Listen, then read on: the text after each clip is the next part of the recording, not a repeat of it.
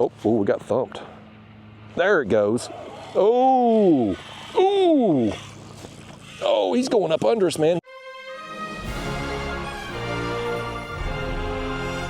Well, morning, y'all. That sun is coming up over there. Looks like it's going to be a beautiful day, and it's going to be even better if we hook into some monster catfish today. And that's what we're going after. Blues, flatheads, whatever wants to play, I'm ready and willing. So I'm going to get y'all here in the chest while we get baited up. And actually, I'll show you here. I've got my live bait tank. However, we got the bait tank, we got the aerator. You know what we don't have? We don't have the damn hose to actually run the aeration into the water. So these live baits probably aren't going to stay alive very long. However, we are going to try to make use of them while we can. So I'm gonna get our rod here. In addition to not bringing the aeration tubing, you know what else y'all forgot? You forgot the dang net to get the bait out with. So we just gotta rummage around in here, I guess. Let me get the dang camera here situated. So I've got some smaller shad and some bigger shad. I think I'm gonna run right through the eyes on that one. I've got a double hook rig here to start with. We're gonna put these smaller live baits on. A Kentucky rig, they call this. I'll show you here in a second. I get spun back around the seat. Oh boy, them some big marks right there too. You see that on the screen? So with the Kentucky rig, you've got your weight on the bottom and a couple dropper loops with hooks on them up top. And we're gonna send this straight down. We're gonna have live baits, at least to start with, on this rod. Now we're 16 feet right here where we're at. So these baits aren't gonna be, the line ain't gonna be very long down there. So we're gonna have some big takedowns today when these things go down. Now this one here, I'm gonna get, well, if I can get hold of him, there he is. There's a little bit bigger shad. He's good and fresh. I've got some that we're gonna use too that are a little bit older, but these right here are good and fresh. I just got them. And I know since you all forgot that dang aerator, they're not gonna stay alive very long in that tank, because shad don't do well in a small tank anyway. Throw in the fact we ain't got no aeration in there, and it just ain't gonna end well for this shad one way or the other. So we're gonna send him down quick, fast, and in a hurry. He's good and fresh. Gill's still flapping a little bit. Got some fresh slime, oil, and blood coming out of him there. We'll save that tail piece. We'll work that on there at some point too. Now let me grab our lid and close that up for the few that's left in there. I got some that I put in the tank. I didn't put many because they'll just die off faster. I've got some more up here kind of down in my pedal drive that we'll work in, some smaller ones there. And then behind my seat here, I've got some that were left over, a little bit bigger shad, bigger gizzard shad, but they're a little bit older. So I want to use the fresh ones first. What we're going to do, I put in here at this creek. I got our bait there in the creek, and I've just come out, and we're going to work this ledge. You can see we're right here close to the shore. It comes off at a real steep angle and then kind of levels out over here into the river channel, right? So when I'm drifting, which is what we're going to be doing today, we're going to be drifting / trolling. There's very minimal current, so we'll probably have to either pedal or run an electric motor or something just to kind of progress down this ledge if we're going to cover any water, which is what I want to do. But we're just going to take a big stretch of this today and just go and see what kind of fish we can run into along the way. And so I'm going to bring you all with me on a real fishing trip, man. This is you're gonna see it all today. Well, you ain't seeing everything because I didn't bust out the camera for the net throwing portion. I was trying to get on the water and be out here before now. That sun is up higher than what I would like it to be for us dropping baits. I'd like to have been ready to go as the first signs of daylight were coming up, but you know how it is. Time gets away from you, and then I realized that somehow or another y'all forgot the aeration tubing and the net. I can't count onions for nothing. I'll tell you what happened. I took that tank the other day and cleaned it real good. I scrubbed it out, right, because it stunk. It still smelled like dead shrimp from when I was down there in the ocean a few months ago, down there in Florida. So I scrubbed it out, I cleaned it out real good, and when I did, I took that aeration tubing and the net out of it, and you know what I didn't put back in? Well, the aeration tube and the net. So we got everything we need except what we need. But that's all right. We'll make do here. You know, we'll just use the live baits that we got. I'd hope to save a few more today, but it is what it is. We'll have us a day out here regardless. But we're just going to cover some water. It's real shallow on this section of river, and lately, I mean, I've caught some fish in the shallows, and I've caught some fish a little deeper, but my better quality fish have come in water 15 to 20 feet deep in those depths. That's been the ticket lately, and so I wanted to come try it again and see if we can bust today. I want to hopefully get some big blues. A big flathead would be, I wouldn't turn it down. I wouldn't be disappointed. That's the truth. But we're just going to do a real fishing trip, man. We're going to leave the camera rolling, and I'm going to fish for 3 to 4 hours probably. Fish till about lunchtime. I think it's about 7:30ish now or so. So I'm going to just leave the camera rolling. You'll see everything from when we're baiting up and dropping down here to the fish we catch, to the snags we catch, to any other crazy nonsense that happens. You're going to see it all, just like you were out here fishing with me. We'll talk about life. We'll talk about the world's problems and my problems and everything else going on, and make a day of it here. Have us some fun. We're also going to be trying out a new rod here. The rod on the right that I have, the Kentucky rig. And I didn't mention the one on the left here that we got the cut bait on, that just a Carolina rig. These are lighter action rods. So I've got 15-pound braid for the main line, 15-pound fluoro for the leaders, #1 size shiner hooks. The rod on the left here is a prototype rod from Catfish SUMO, a light tackle catfish rod. That was the last iteration of it here.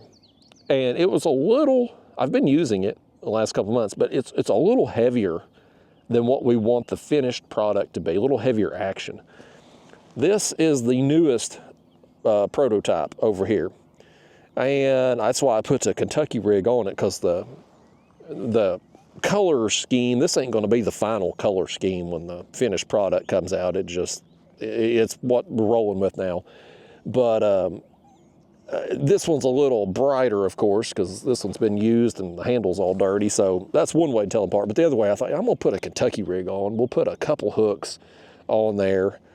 And especially with those live baits, give them a little bit more freedom there on those dropper loops. And that'll be a good way for me to distinguish the rods of which one's the new one and which one is the old one there. But we're just putting these, we're trying to dial in the optimal rod for lighter or light tackle catfishing. It's been something I've been very into the last several months, and there's plenty of rods on the market that would suit this purpose. But the problem with that is, I've talked about this in some other videos, you have to go through so many rods to figure out which one's the perfect one for what we want to do. If every one of these rods you're buying's $80, $100, $150, and it takes you 5 or 10 rods to figure out which one you prefer, well, hell, you've spent a small fortune on it. So I got with the owner of Catfish SUMO and several months ago, and I was like, look, man, I'm into this. You know, I'm good friends with the owner. I'm like, man, I'm really into this light tackle fishing. Why don't you build a rod that's going to be exactly what we need? Like, let me just tell you what I want and make it happen. And so that's the process we're going through right now. And unfortunately, it is a process. It's kind of one of those things you make a sample, if you will. You do a rod that you think is going to meet your needs, and then you have to test it out. You got to go through all of I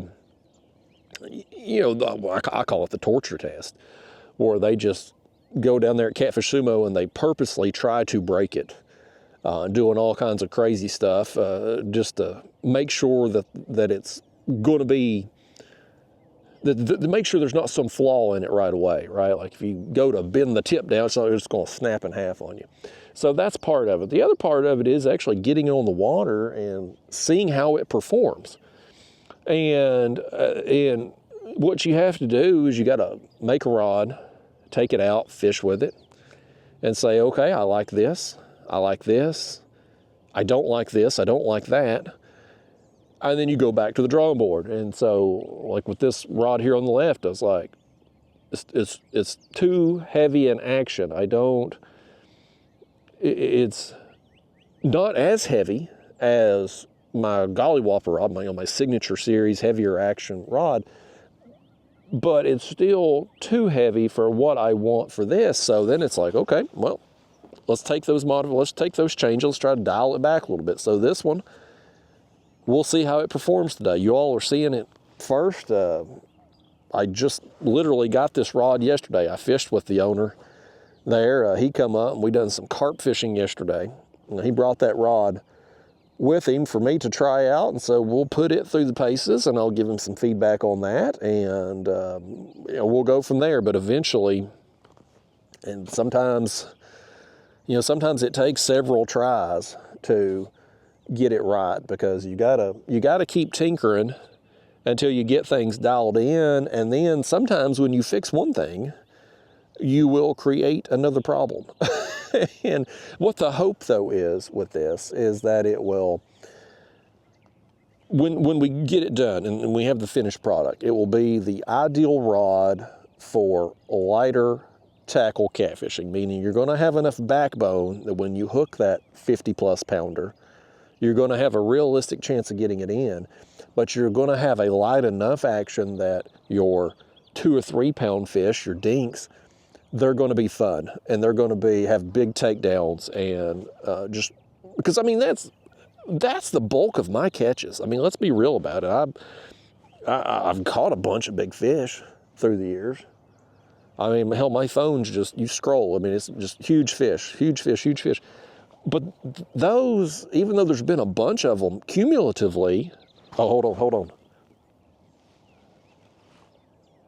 A little tap right there, a little tug. Yeah, I think we're going to have to supplement our speed though, folks. I'm talking to you, I ain't paying attention to our speed, but I am now. It's 0.2 we were moving there. We're going to have to, if we're going to cover, oh.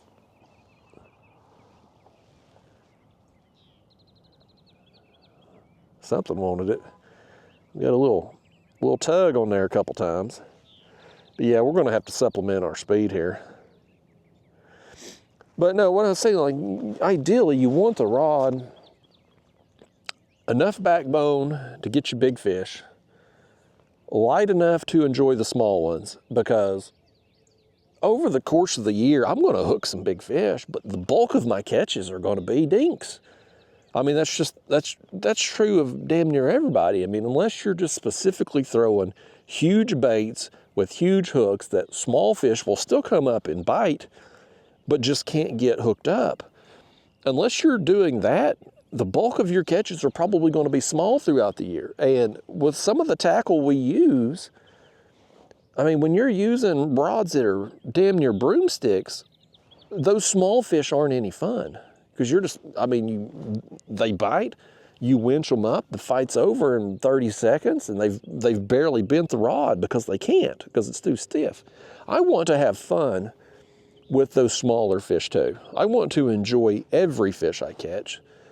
And so the lighter tackle has been it's been a real fun for me, because it's kind of, I don't want to say it's rejuvenated me with catfishing, because I wasn't ever not enjoying catfishing, but what the lighter tackle has done is it's made me look forward to catching the small fish again. Sometimes, like if it's a day you go out and you've got limited bait, for instance, it never fails. When you're short on bait, you're going to have small fish just ripping your bait off the hooks left and right. I mean, that's just Murphy's Law.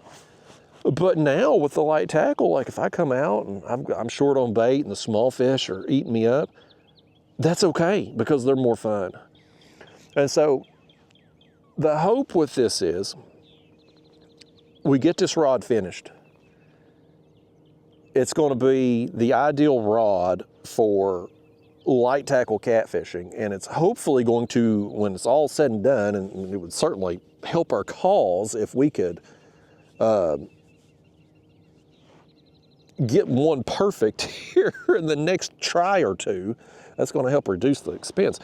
But the hope is that when it's all said and done, that this rod is going to be more affordable than the other rods on the market that would be fine for this. I mean, you all that have watched recently, I've used Ugly Sticks, the Ugly Stick inshore rods. They're a little more flimsy, especially on the tip, than what I would prefer for this, but they're functional. I mean, I've caught a lot of good fish with those rods. So I mean, they would be okay if that's what you had. But if you were going out to buy a rod specifically for this, if I had a do-over, I wouldn't get those again. But those rods, they're $90. Those Ugly Stick inshore select rods that I'm using, they're 90, I think they were 94, 99, something like that. And so you buy that, you spend $100 after tax, and it's not exactly what you want. Well, if you want to try to replace it with something that you think maybe will be closer to what you want, well, then you got to go spend another $100. You know, and so I want to get this. Oh, our live bait was getting messed with. I want to get this thing dialed in, and I want it to come in cheaper than the other rods on the market. So that way you get the rod that's ideal for this, because nobody's making a light tackle catfish rod. There's just general fishing really when it comes to this kind of thing, which again, you can make work, but would you rather make something work or have something that is designed for that purpose and be cheaper? I mean, I'm all about saving $1. So, I mean, that's, but hopefully, you know, hopefully when everything shakes out, I don't know what the final price will be or anything like that. Too early to tell at this point. Still so many variables. Depend how many more iterations do we have to go through before we get it right? You know, what is the, you know, manufacturing cost when it's all like, there's just too many variables at this point, and honestly that's not my world anyway. Like I'm just the guy that goes fishing. I don't have any of the skill set needed to bring any of these products to life. I call up Daniel and I'm like, look, this is what I want. This is what, can you make this happen? So anyway, we're gonna hopefully put this rod to the test today. Hopefully get, I mean, honestly, I want to catch big fish. That's what I want every time we come out. That's no secret to any of you all. But if we caught some small fish on this today, that would be great too. I'd like to catch some 2-3 pounders if possible, just to see how it does with those fish. Because that to me, how it handles the small fish is just as important as it handles the big fish. You got to have both. I mean, otherwise this rod's not going to be right. And most people, I think, most of you out there watching this video right now, and well, I say that, I mean, most of my audience is in Texas or Ohio. Those are like my two big percentage-wise, when you look at the demographics of who watches my videos. Texas and Ohio are like heads and tails above everybody else. So both of those states have access to big fish. But a lot of you out there watching may live in areas that don't have big numbers of trophy class fish. Maybe you live in an area that's got channel cats. Or maybe you're in an area that's just, maybe you've got blues, but there's a bunch of them and they're stunted. Or maybe you're in an area that's just started stocking blues and it's going to be several years before you get trophy class fish. Whatever the case may be, there's a lot of you out there that just don't have access to trophy class fish, or the bodies of water, maybe you've got a few in there, but it's not something you're going to go out and be able to catch regularly just due to the limited numbers of those quality fish available. So you need something that's more suited for those smaller fish that you can have fun with. And here's the thing, man, with the culture of catfishing. And listen, there are times and places and situations where heavy tackle is absolutely needed for catfish. If you're fishing the Mississippi River or Missouri River and you're in real heavy flow, or if you are just specifically targeting trophies, I mean the biggest of the big fish, absolutely you need heavy catfish gear. I mean heavy stout rods with a lot of backbone. It's going to be able to get fish up in those faster currents, or you know, give you a better chance against those huge trophy class fish. Absolutely, heavy tackle has its place. But the thing is, the culture of catfishing is heavy tackle across the board. You know, because I think if you go back in time 20, 30 years, where were people catfishing at? The faster flowing rivers. It hadn't really, I mean, hell, when I started catfishing, and for me it was the early 2000s, I would go out on the, I never saw another catfisherman out on the water. Never. You know, it just wasn't something, I mean, sure, there were people doing it around here, but it was so few people, you just never ran into anybody. Well, now, of course, I mean, it's catfishing spread like wildfire. I mean, now I wouldn't be surprised if we saw a catfisherman out here today. I'm filming this on a weekday morning. But the point I'm trying to make is, like, when catfishing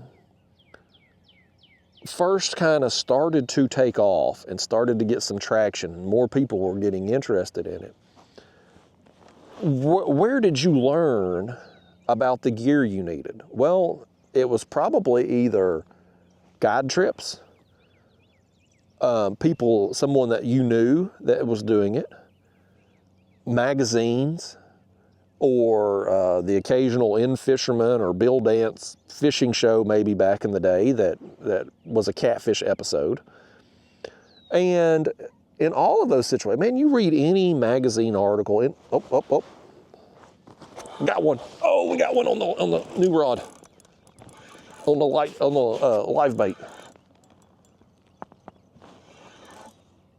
This is going to be a smaller one. We could potentially, folks.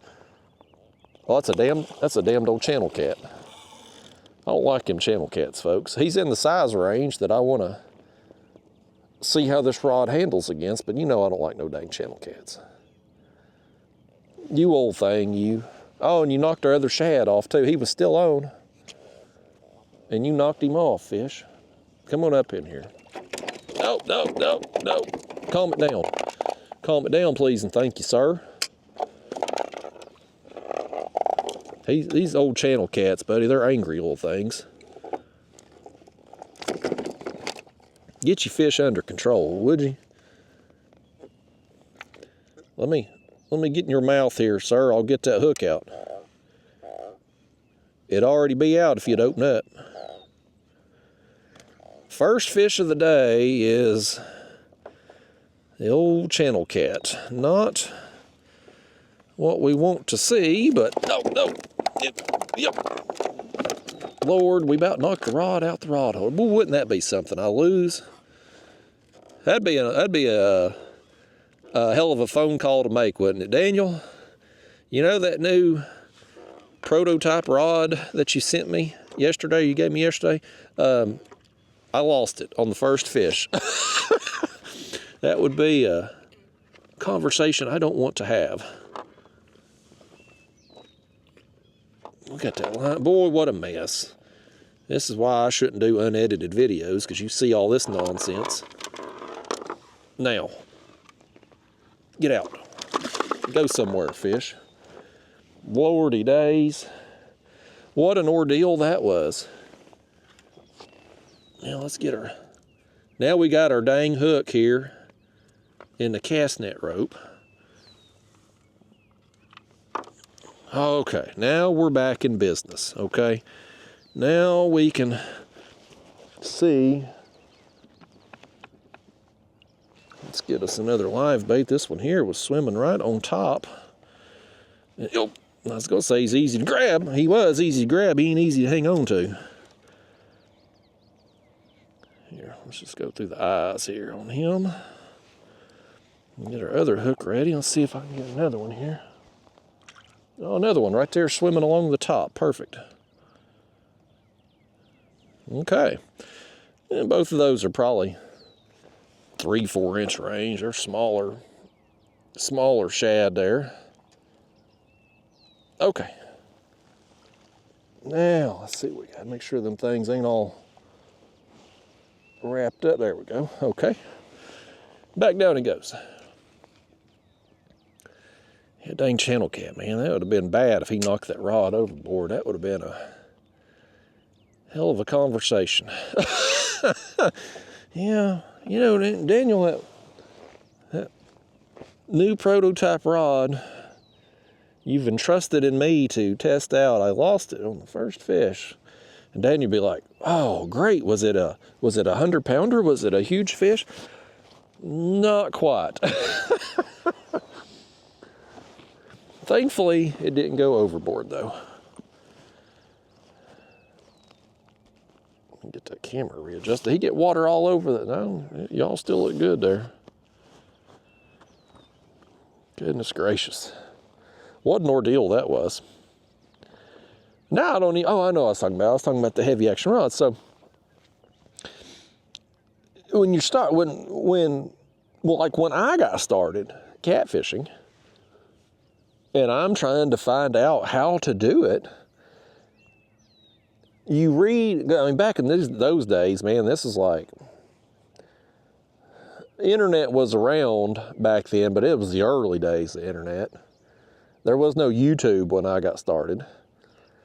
So it was mostly, I mean, honestly, I got a lot of information from In-Fisherman Magazine or any magazine article about catfish, and they would oftentimes discuss the gear, and it was heavier tackle, heavier action rods. And that was just the culture. That's what people used. If you had a catfish rod, it was a heavier action. Now, the first rods I started out with, and longtime viewers of this channel saw them, was the ugly stick catfish rods. And those, comparatively speaking to a lot of catfish rods on the market, those are a lighter action rod, at least comparatively speaking, but they're still a little heavier than what I want for this.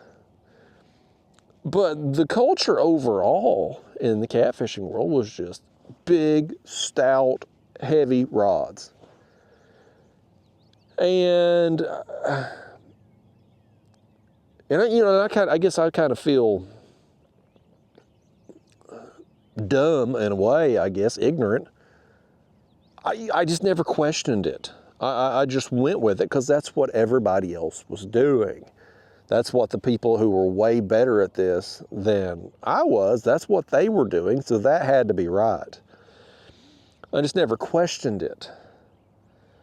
And you would see other people catching a big catfish on a lighter rod, or one of my bass fishing friends would send me a video where they had accidentally hooked a catfish or something, and the fights took so long, and they were having a blast, you know. And I was always like, man, I don't want to catch that 100-pounder on 10, 15-pound line and then break off and lose it after I've waited forever to hook into it. Man, that would just be a terrible situation. And when you're using the lighter line, you're just going to break off all the time, or the smaller hooks, you're going to straighten them out. Well, those were fears that I had in my head. But now that I've been doing this for almost a year now, I've been really putting a lot of time into the light tackle. Those fears are just unjustified. They were, while seemed logical in my head, they turned out to just be irrational. They're sure, I've broke off a few fish, mostly because I'm just lazy and don't retie my leaders often enough. But it's not been a widespread problem, and I broke a hook recently, but not because of fish straightening it out. I broke the hook using pliers to get it out of a fish's mouth. That was on me. That wasn't just the hook itself straightening out because of fish, because it shouldn't. Even the lighter wire hooks like we're using today should never straighten out if your drag is set appropriately. As long as your drag isn't locked down, which, I mean, honestly, a lot of people, myself included, when you're using the heavy gear and heavy line, you do lock down your drag. My drags are very tight on my heavier action gear. Why wouldn't they be? I'm using 40-pound line and 80-pound leaders and big 10-aught size thicker wire hooks. I mean, I use the Mustad Demon Circle fine wires on my larger catfish rigs, but even though they're quote-unquote fine wire, they're still a large diameter hook. So I can keep my drags locked down in that situation, and I'm not going to break my line, and I'm not going to straighten a hook. And having the drags locked down gives you the bigger takedowns on those heavier action rods. But when you're using the lighter hooks and the thinner wire, you're not going to straighten hooks or break off if your drag isn't locked down. And you wouldn't want to, with using lighter line like this, you don't want your drag locked down anyway, because truth be told, you're going to snap your line before the hook bends anyway. Unless you just have that hook just hooked just right in a fish where it's going to put pressure and bend out that hook point or something. But the point I'm trying to make with that is like, having had the thoughts for so long that I was resistant to the light tackle stuff because of the fear of losing a lot of fish and big fish, stuff like that. Now that I've been doing it a while, I realize that it was just in my head. It was one of those things that I should have put into practice before I just automatically dismissed it. And God, we could go into a damn list of stuff that I just drank the Kool-Aid on and never questioned. Just went with the flow because that's what everybody else said. That's what people in the industry that I trust and respect, they said it, so it must be true. And a lot of it, I'm not saying they're liars, but maybe they're just like me, ignorant. Maybe they've been going with the flow too because that's what they were told. And that's just how it is with a lot of things in life, right? Like, it's not just fishing related. That's true across the board. One person does it, so the next person does this thing, and by the time you get a couple generations or a few people removed from it there, from the original, nobody questions it anymore. Nobody, it's just common practice.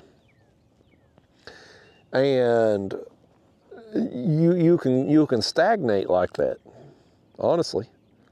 You can stagnate. You can just reach a plateau with innovation, and that's easy to do. Like, I mean, I have things like this style of fishing here, right? I love doing this. I enjoy it. So I spend the bulk of my time doing this. Well, when you spend a lot of your time doing one thing and you're not trying other things, I won't say you're not improving, because I mean, I constantly get smarter and learn new things. But if I was trying something different, something new every day, or some variation, tweaking something every day, instead of just being like, well, I know this works, I'm going to roll with it.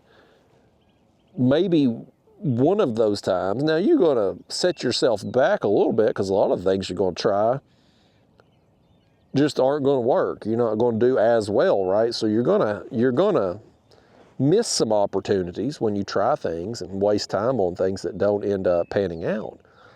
But you're way more likely to stumble into something that is going to be way more productive, or try something that maybe doesn't work out like you had hoped, but then that thing gives you the idea, the next idea, that will work. And sometimes, I mean, there's things in my life, I can't really think of anything off the top of my head, but I mean,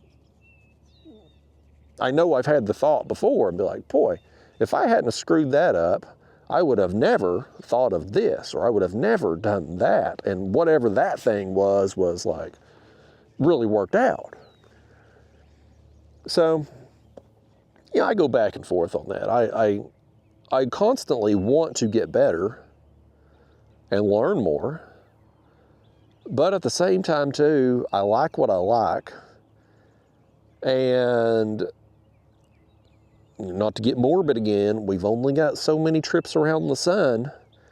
We've only got so many beautiful spring mornings here left in us. It's like, do you want to go out and try something that's most likely not going to work? Could be a home run or could be a strikeout. Or do you want to get that solid double or that solid triple?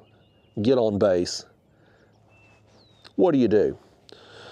So, anyway, I don't know how we got off so far on that tangent, but there's a lot of things in the catfishing industry that having done this a while and kind of just put some thought into, and especially just based on my own experience, there's a lot of things that don't make any damn sense.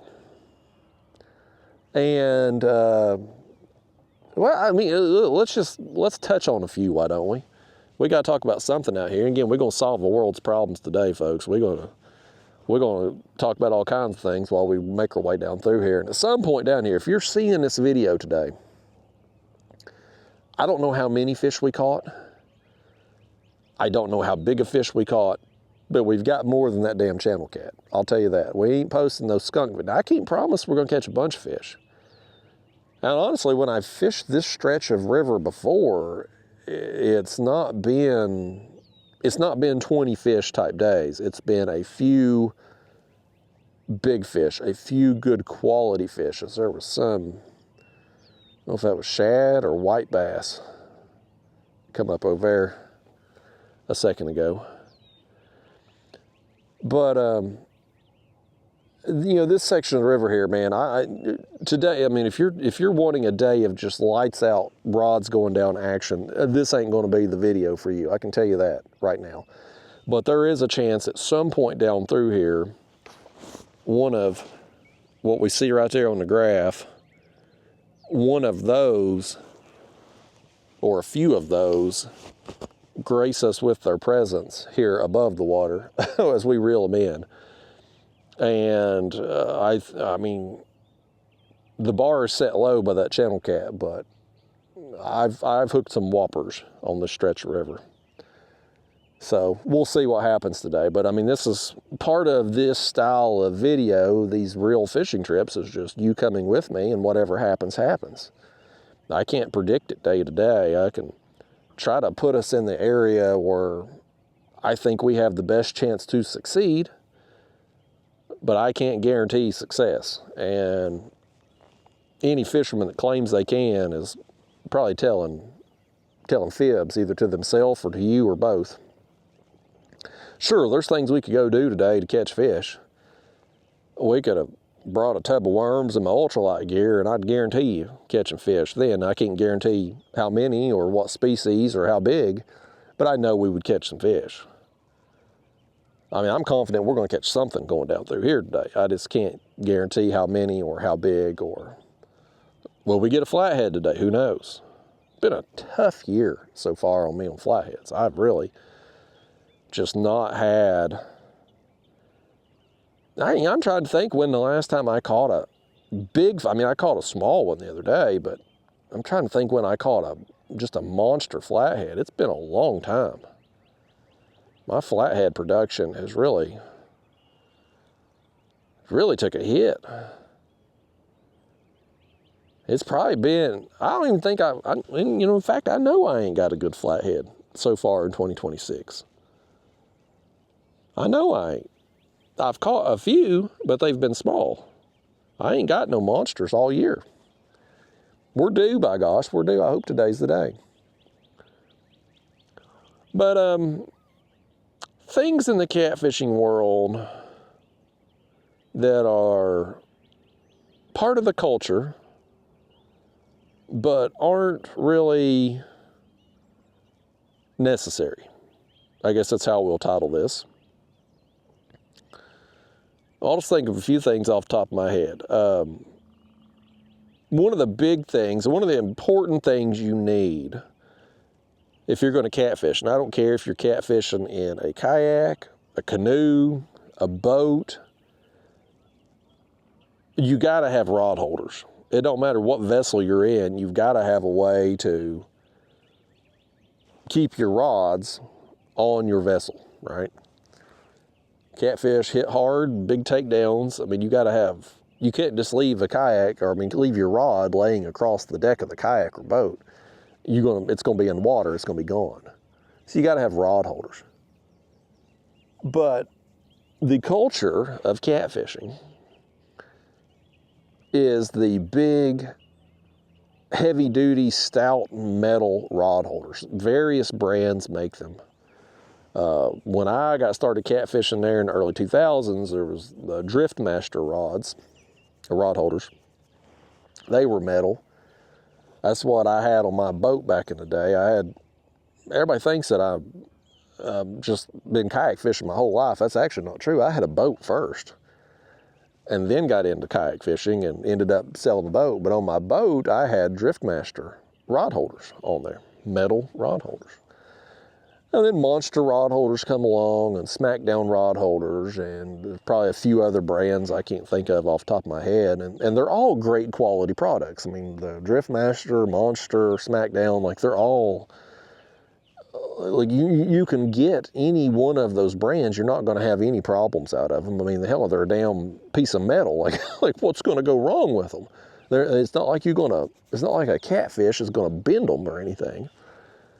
I mean, hell, you could hang your own body weight from them and do pull-ups. Them damn things are so stout. So I mean, any one of those rod holders you could buy and probably last you the rest of your life if you keep your boat that long. But, and specifically as it relates to kayak catfishing, we don't need no damn metal rod holder. I don't need a rod holder that's that stout. I've used plastic ones for years. Since I got started kayak fishing, damn near 20 years ago. They've held up just fine. And in fact, I would make an argument, if you're fishing out of a kayak, you should want plastic rod holders. Now, listen, I've never had a plastic rod holder fail me. I've never had one break. That's the Scotty brand right there, and I don't get paid by Scotty. They're not like a sponsor or nothing like that. I don't make any money from Scotty. Never have, probably never will. I doubt they even know who the hell I am. But I've used those since I started kayak fishing. I caught a ton of big fish. I've never had a problem with them. Maybe some of the cheaper brands, maybe there might be issues, but I mean, the plastic has held up fine. But the thing is, let's say you've got that huge take, you're using heavy gear, drag locked down, you get a huge takedown, or maybe you're drifting down river real fast and you snag something and you can't break off. Like you've just got a lot of pressure and torque on that rod holder. If you're in a situation and something has to give, do you want it to be the rod holder, or do you want it to be the hull of your kayak? Because I mean, if you've got all that torque and all that pressure on that rod holder, maybe you're in a snag and the current's flowing and like you just can't break off. Something's got to give, right? Do you want it to be the rod holder? Maybe you lose the rod holder and the rod and reel. Or do you want it to crack the hull of your kayak? Personally, I would rather lose the rod and reel and rod holder. That's going to be cheaper to replace than if you put a big crack right down the side of your kayak, because when something has to give, you think it's going to be the metal rod holder that breaks, or you think it's going to be the plastic in your kayak. It's going to be the plastic in your kayak if you're using the metal rod holder. So I would rather use the plastic. That way I know if I have a problem, it's most likely going to be the rod holder that fails. Now, I've fortunately never had that issue. And if you're using the gear tracks, these cheap-ass gear tracks like I am today, that would probably be the piece that fails, truth be told. I'm a big proponent of mounting your rod holders, bolting them into the hull of your kayak. That's what I mean, if you have access to the inside of your hull, that's what you should be doing. Not this gear track crap. But on this Hobie Lynx that I'm in today, I can't drill into the hull, so my only options is those gear tracks. And with the light tackle rods, I don't need to bolt in because my drags are so loose, there's not going to be that much torque on those bases. But where I was going with this is that when I look at the kayak catfishing scene, just other people in it and the sport and whatnot, I'm the only person running that I know of. I'm the only person running plastic rod holders. Everybody's got the metal ones. Everybody. And it's a culture thing. Well, that's what the guys in the boats are doing, so that's what guys in the kayaks are going to do. And it just ends up being overkill, man. In a boat, it doesn't matter, because whether you got a fiberglass boat or a aluminum boat, like when you're in that situation I described and you drifting down river and you snag something, you can't get the rod out the rod holder, you just got all that torque, you're not going to break your fiberglass hull of the boat. You're not going to break your aluminum hull.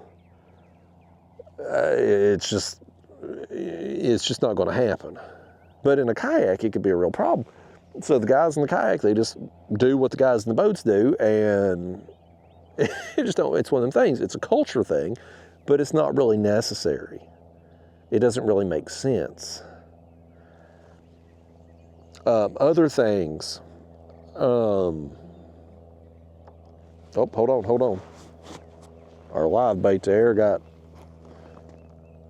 a little lively, still a little lively. Rod tip be wiggling.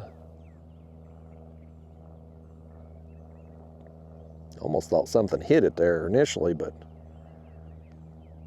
it may have just been one of them shad getting jumpy, jolting down there because something got after him, maybe. Might have been that right there, actually, on the screen. You see that? It might have been we're 18 feet right here. We'll give that, how long we had that head down there now? 40-something minutes. I'll tell you what, let's switch it out. Well, take a look at it first. Yeah, let's go ahead and switch it out. It's been down there 40-something minutes, so we'll go ahead and toss it. Let's put on the other half of this shad. If I can get hold of the dang thing. It's slippery. Let me just cut that tail off so it'll bleed out both sides. Maybe snip that fin too while we're at it. Let's go ahead and get that in too. Yeah, another thing though, in the catfishing world that's, man, it's ingrained in people. It was ingrained in me forever. Another one of them things you hear it, you regurgitate it to other people, and you never question it. It's the use of circle hooks. I guarantee you, every one of you out there watching this video right now, if you've been into catfishing any length of time, you have heard people in the catfishing world talking about the importance of using circle hooks. If you've watched my videos, did that rod just get hit? We just put that bait down there.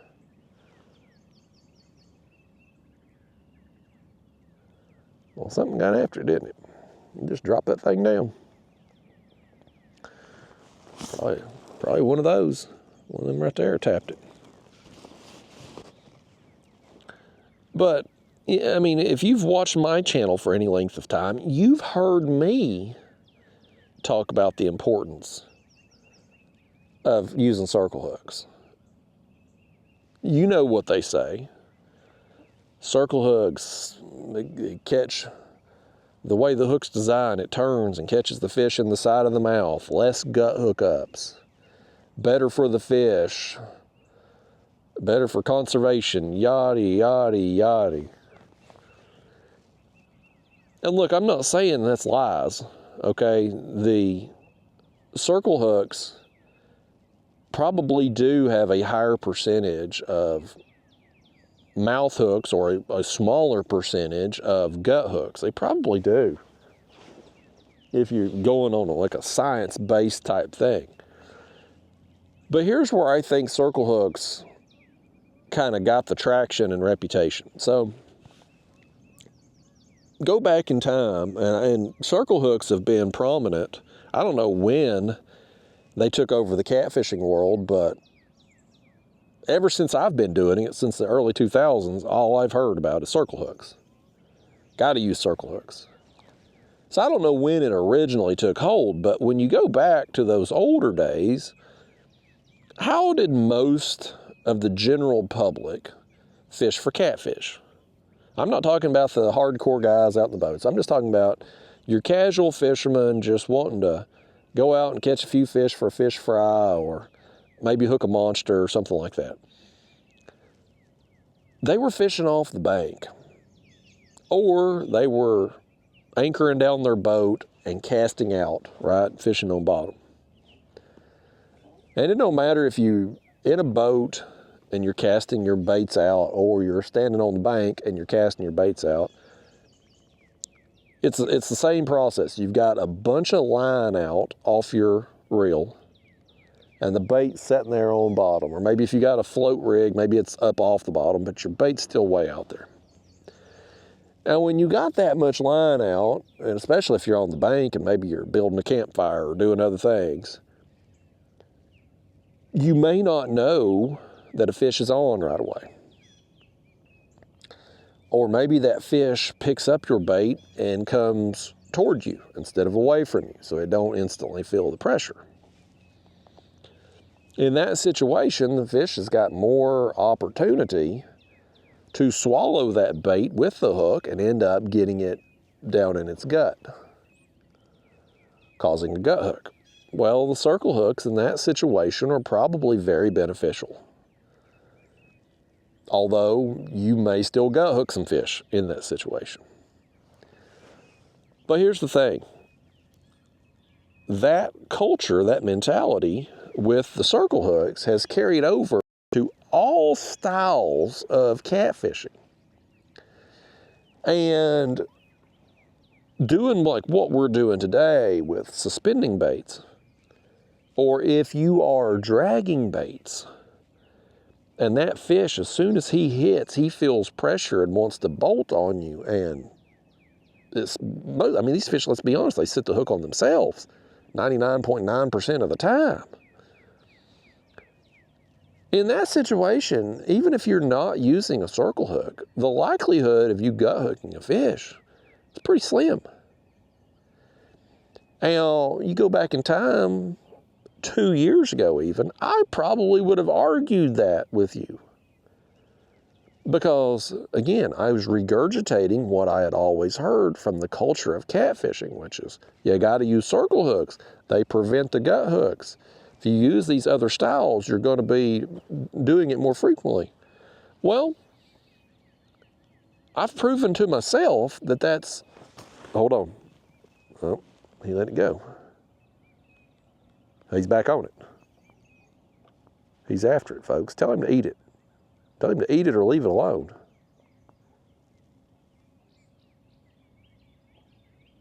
I thought he was going to eat it then. He just wants to knock the flavor out of it. It's like a wine tasting thing for him. He ain't actually going to drink it. He just wants to taste it and spit it out. That's another thing I don't get. People, them wine tasters. I don't have a taste for wine anyway. My wife had me try some. We was at he let it go again.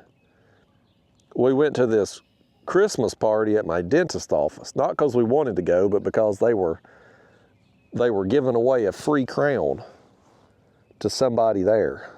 They were doing a drawing, and whoever won would get a free crown. A free crown or a free teeth white. There was like a few options, but anyway, I had to get a crown like right after that, and I thought, man, honey, let's go to this damn Christmas party. We'll eat their rich people hors d'oeuvres, which is a fancy word for appetizers. We'll go eat their food, get my name in the drawing to try to win that crown. Well, I didn't win the crown. But nevertheless, part of the hors d'oeuvres, they had wine. And my wife, you know, I'm not an alcohol drinker. I'm just not into it. Not my thing. And my wife's like, you ought to get you a glass of wine while you're here. Try it out. I about spit that shit across the room. It was nasty. I don't get it. Maybe that's why the people that do the wine tasting, maybe that's why they spit it out. Because they think it tastes as bad as I do. Like, I ain't swallowing this, I'm gonna spit it out. But, I don't know how I got off on that tangent. But anyway, as far as the circle hooks go, in the last year that I've really been doing this light tackle stuff, I've not been using circle. I've used them at times. I tried, especially early on, I was trying various hooks to see what would work best for this. And I really kind of settled in on the shiner hooks. They're like a kale style hook. And I've had good success with them. I got a lot of confidence in them, especially when early on I was putting two types of hooks side by side so I could kind of see how they do. And I kind of settled in. I like the shiner hooks. I like them. I think they're the best hook I've found for doing this. But they're not a circle hook, right? And so in theory, I should be gut hooking fish more regularly than what I would on my other gear that I use the circle hooks on. And in reality, that's just not happened. That's just not been the case. You're still going to get a gut hook from time to time. I don't care if you're using circles or whatever. I mean, it happens. It's not all the time, but it does happen. You're going to have that fish, even a day where you're suspending baits like we are today, it's just going to come up and just inhale that thing, and it's going to get it deep in there. Like it's unfortunate when it does. It can't always be helped, like even with a circle hook. But you would think if the culture of catfishing is true and we have to use the circle hooks, we have to, then over the last year, I should have gut hooked a lot more fish. And I just haven't. It hasn't transpired like that. It just hasn't worked out that way. You know, so it's another one of those things. It's like, I think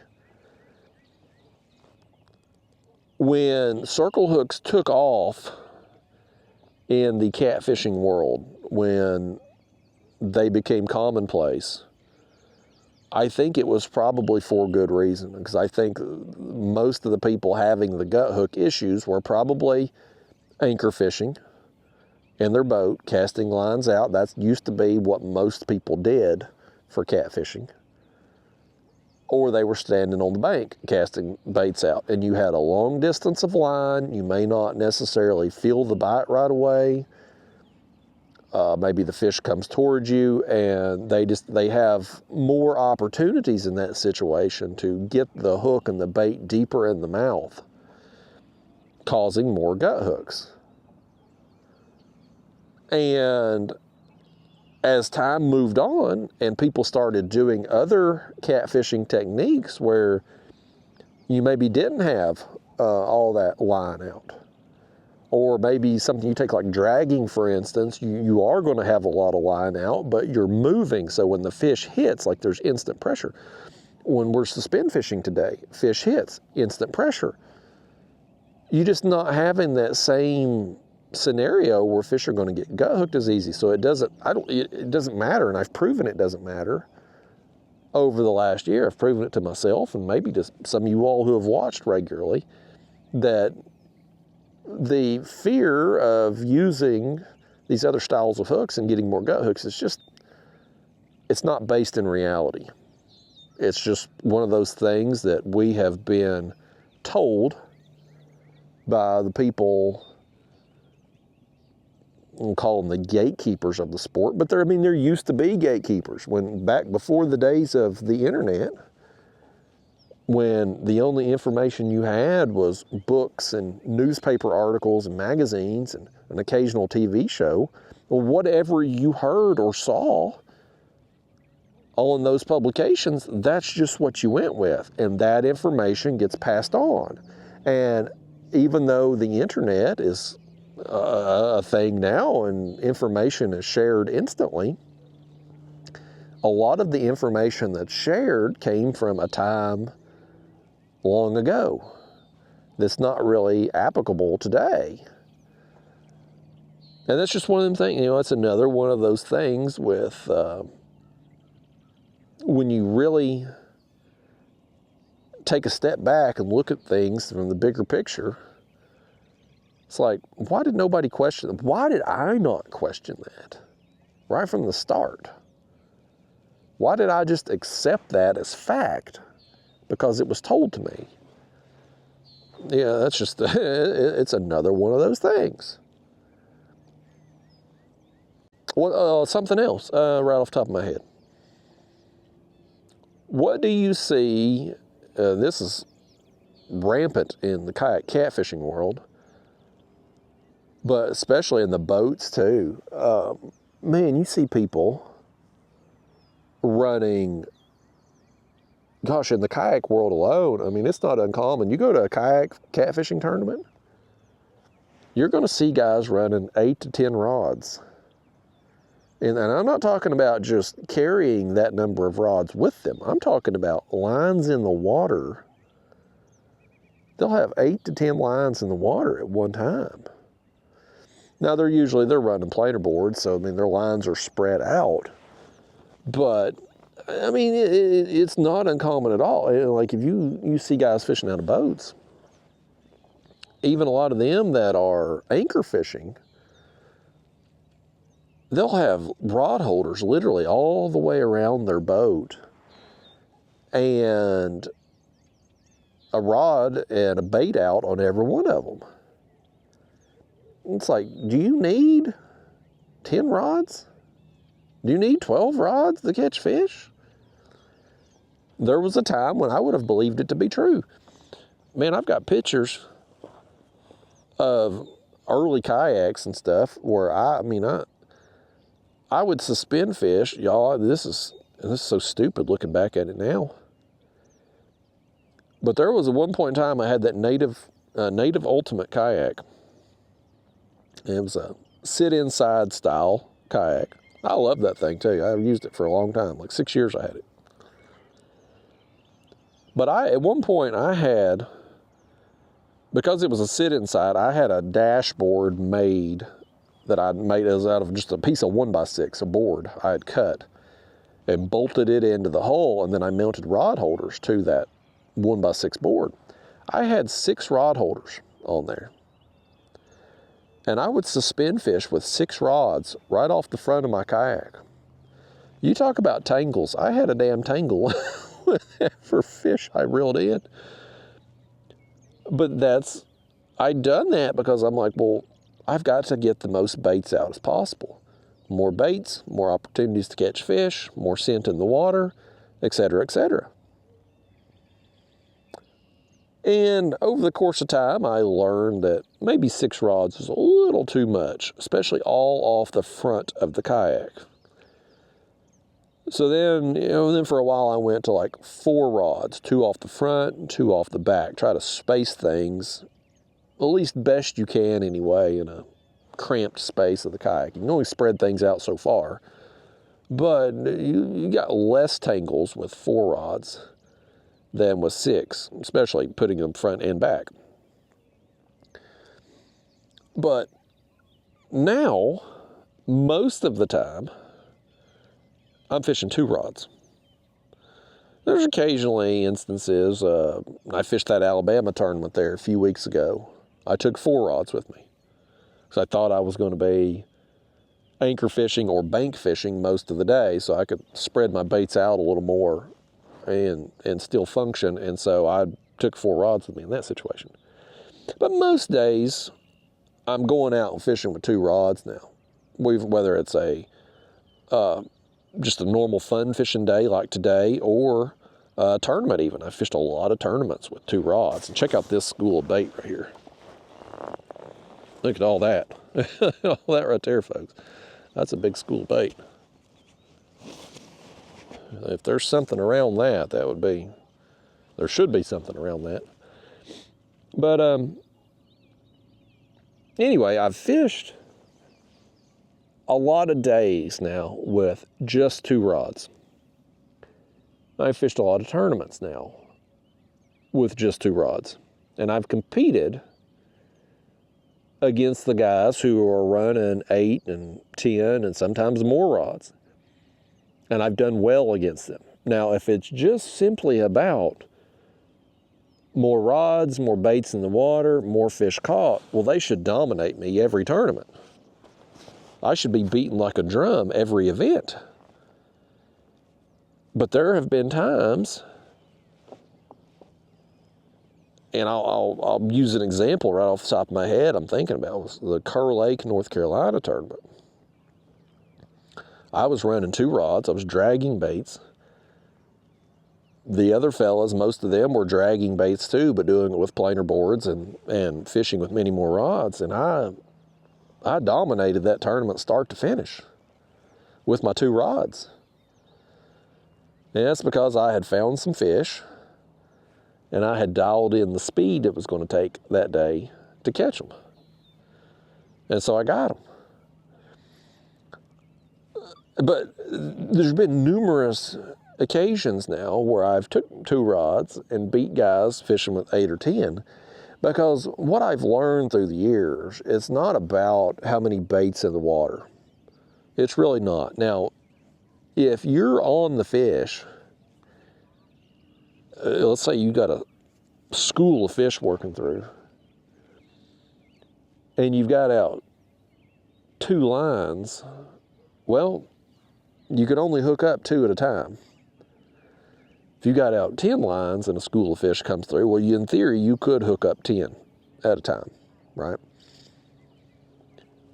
So in that situation, sure, more lines, more baits, more fish. But what I have found is,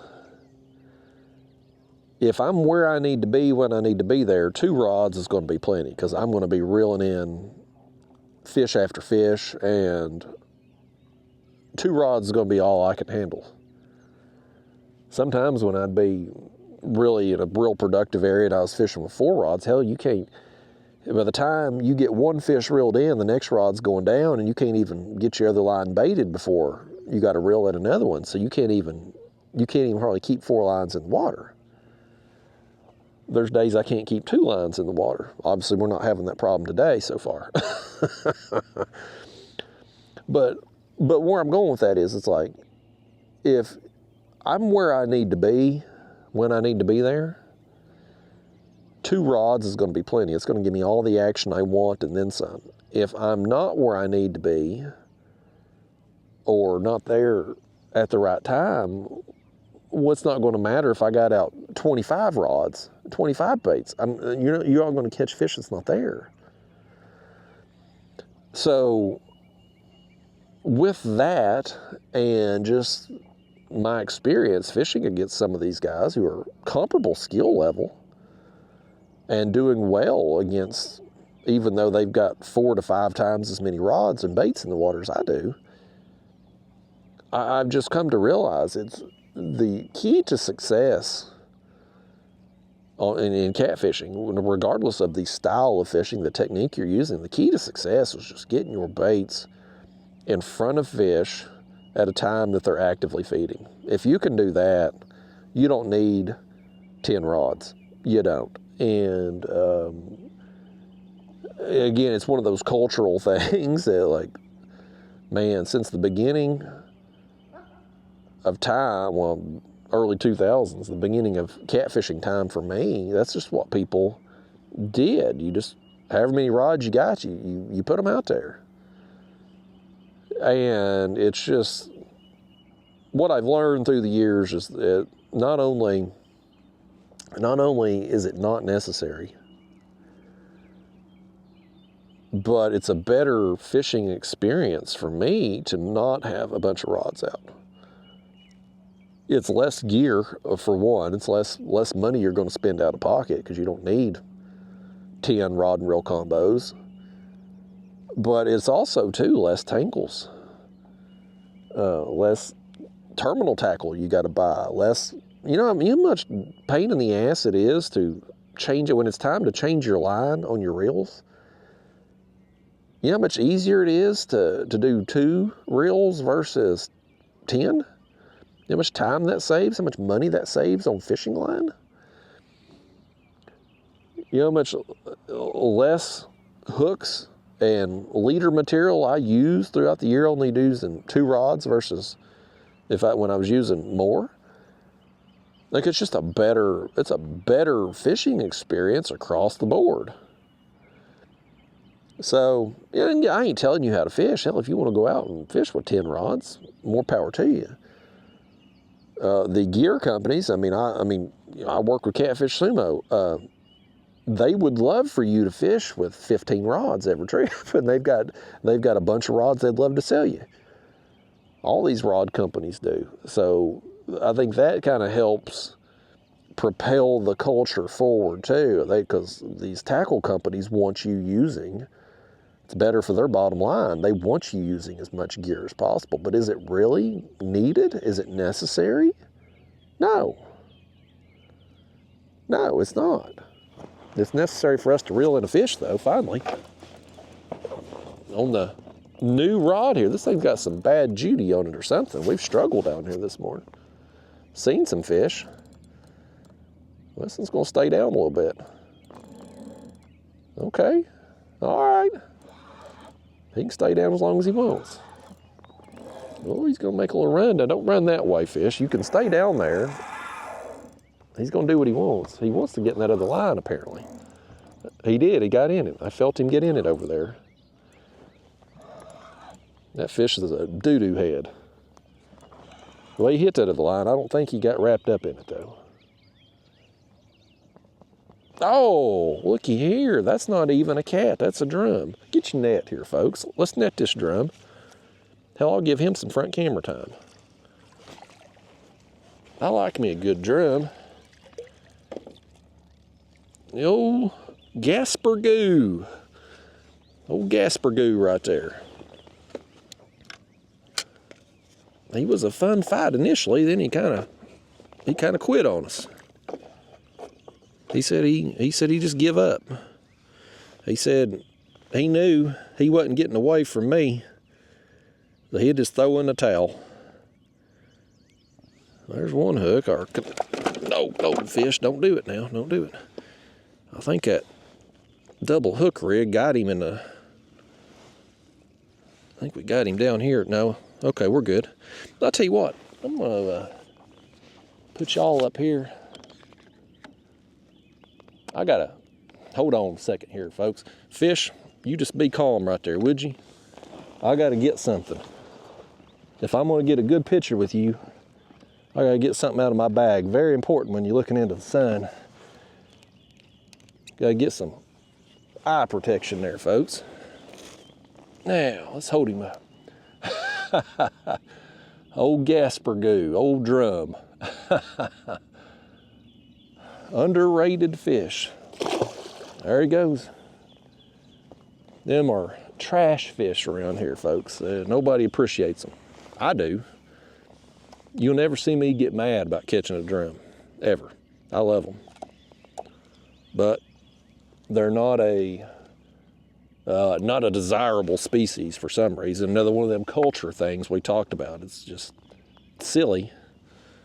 It's silly that they don't get, it's like carp, they don't get any respect. They're a great fight, a lot of fun. Nobody appreciates them. Here, I tell you what, I gotta work us off this ledge here. We drifted up on it a little close with that fish. I'm gonna spin us around. I'm gonna see if we got any more. I don't know if we have any more. Here, put the camera mount back down too. I don't know if we have any more live baits or not. I don't think we do. Yeah, we do too. I think we got a couple of them actually. Okay. Let's do that again. This one here is a little bigger. I don't know. We got both them shad back from that drum, but I don't know which one he actually eat. There we go. Let's put him there. Let me see if I can get hold of that other one. Oh, there's one more in here. Boy, if y'all remember to bring that dang net. There, I got hold of him. Actually, I don't think he's alive. Well, these others up here in my pedal drive probably ain't alive either at this point. Any of them in there still wiggling? Sometimes they'll... Nope, don't look like it. All right. Let's go ahead and get this one hooked up then. We'll just put him on. And since he ain't alive, we'll just snip his tail there, get him bleeding a little bit. And our other one that is alive, we will send him down. And I think I'm going to switch out our other bait over here because it had gotten tapped a few times just upriver from here. And it wasn't a very big bait anyway, so I'm going to get one of our, since we've got all our live baits going, I'm going to get one of our old baits. These are a couple days old, and I just threw them in a bag. I didn't want to carry another cooler in addition to the bait tank, so I just put them here in this bag and put a little ice block on them there. We'll go back to try a head bait, one of these shad. I get back to the car today, I'm gonna try to net us some more bait. I didn't want to spend a lot of time with it this morning because I wanted to get on the water and try to get some baits in quick as possible, but would have went a little easier if we could have had that dang aerator. We could have kept more shad alive. I don't know if the live baits are going to, there's that gizzard shad head. I don't know if the live baits are going to do anything for us today, but so far, both of our fish we've caught, the channel cat and the drum, both of them have come on the live bait rig. So would they have eaten it if we just had a normal piece of cut bait down there? Maybe, I don't know. We gave them options so they could take what they wanted. Oh, we got a, well, we're 10 feet deep right here, folks. We're gonna have everything snagged. I don't know how we drifted up that shallow. Let me get us off this drop here. We want to be on the edge of the drop, not up on the ledge. I'm going to have to reset everything here in a second. There we go. You see how we come off? We were going down, and now it kind of levels out. That edge, right where it starts to come up, that's what we want to work all the way down through here. So We'll back us up just a little bit, get us closer to it there. And then, let's drop this back down. Make sure that we got everything at the appropriate depth. We want to be just a little bit off bottom. With those baits there, the double hook rig, there'll be one just off the bottom and one about 18 inches or so, 12, 18 inches above it. It's not an exact science. I didn't measure it out to a certain distance, but you know, just a little bit above it there. Remember what I was talking about now? I was talking about the number of rods, but I can't remember where I was with it. But you know, just to finish up on this crap that y'all don't care about, it's when you look at the culture of catfishing, it's like a bunch of things. And if you really investigate it, there's things that I've said it, probably some of you all out there have said it as fact because you heard someone else refer to it as fact, but you never actually fact checked it. You never went out and to see if it was factual from your own experience. You just took somebody, maybe it's me, you know, maybe you're somebody. There's a handful of you that have took up catfishing based on my videos. And you've heard me say, like, circle hooks or whatever, you know, this is what you got to do. And so somebody in me that you've watched some videos and learned how to fish certain ways or whatever, and so you go out and you get the gear that I'm using based on what I've said. And now you're teaching people what you're doing. And you're passing on that same information, and the people you teach are going to pass on that same information. And it's not like I was purposely trying to deceive you. I wasn't. I mean, honestly, I deceived myself, like with the whole circle hook thing. It's like, it's what I was told. It's what I believed. And what's the old George Costanza thing when he was talking to Jerry about the lie detector test? He said, Jerry, it's not a lie if you believe it to be true. Well, I believed it to be true for a long time with the circle hooks. So, you know, but it turned out to be not true. It just turned out to be false. And I think the intention was probably in the right place with how things used to be, or who knows? Maybe it was a marketing tactic that worked. Maybe the hook companies, when they first created the circle hooks, maybe they come up with that and got the information to the right people who were the influencers of the time, and it just caught on. Maybe. I don't know. I don't even know how long circle hooks have been around, honestly. That information's probably out there. I don't know. Not something I ever really cared to look up. But who knows? It could have been a thing, because, I mean, it was easier.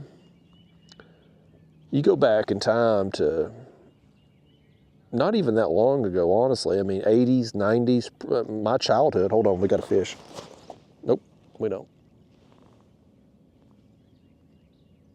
I hope he didn't tear them. Well, the good thing about having two of them on is if one of them just got ripped off, the other one's still on there. I don't want to reel it up right now because I want to see if he'll come back for it.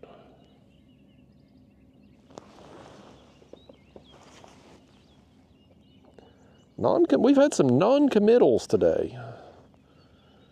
A few times now where we've been tapped, but not, like they're just tasting it. I don't think he's going to come back for it. Anyway, like I was saying, if you go back pre-internet, my childhood, 80s, 90s, it was easier for influencers back then to actually influence people.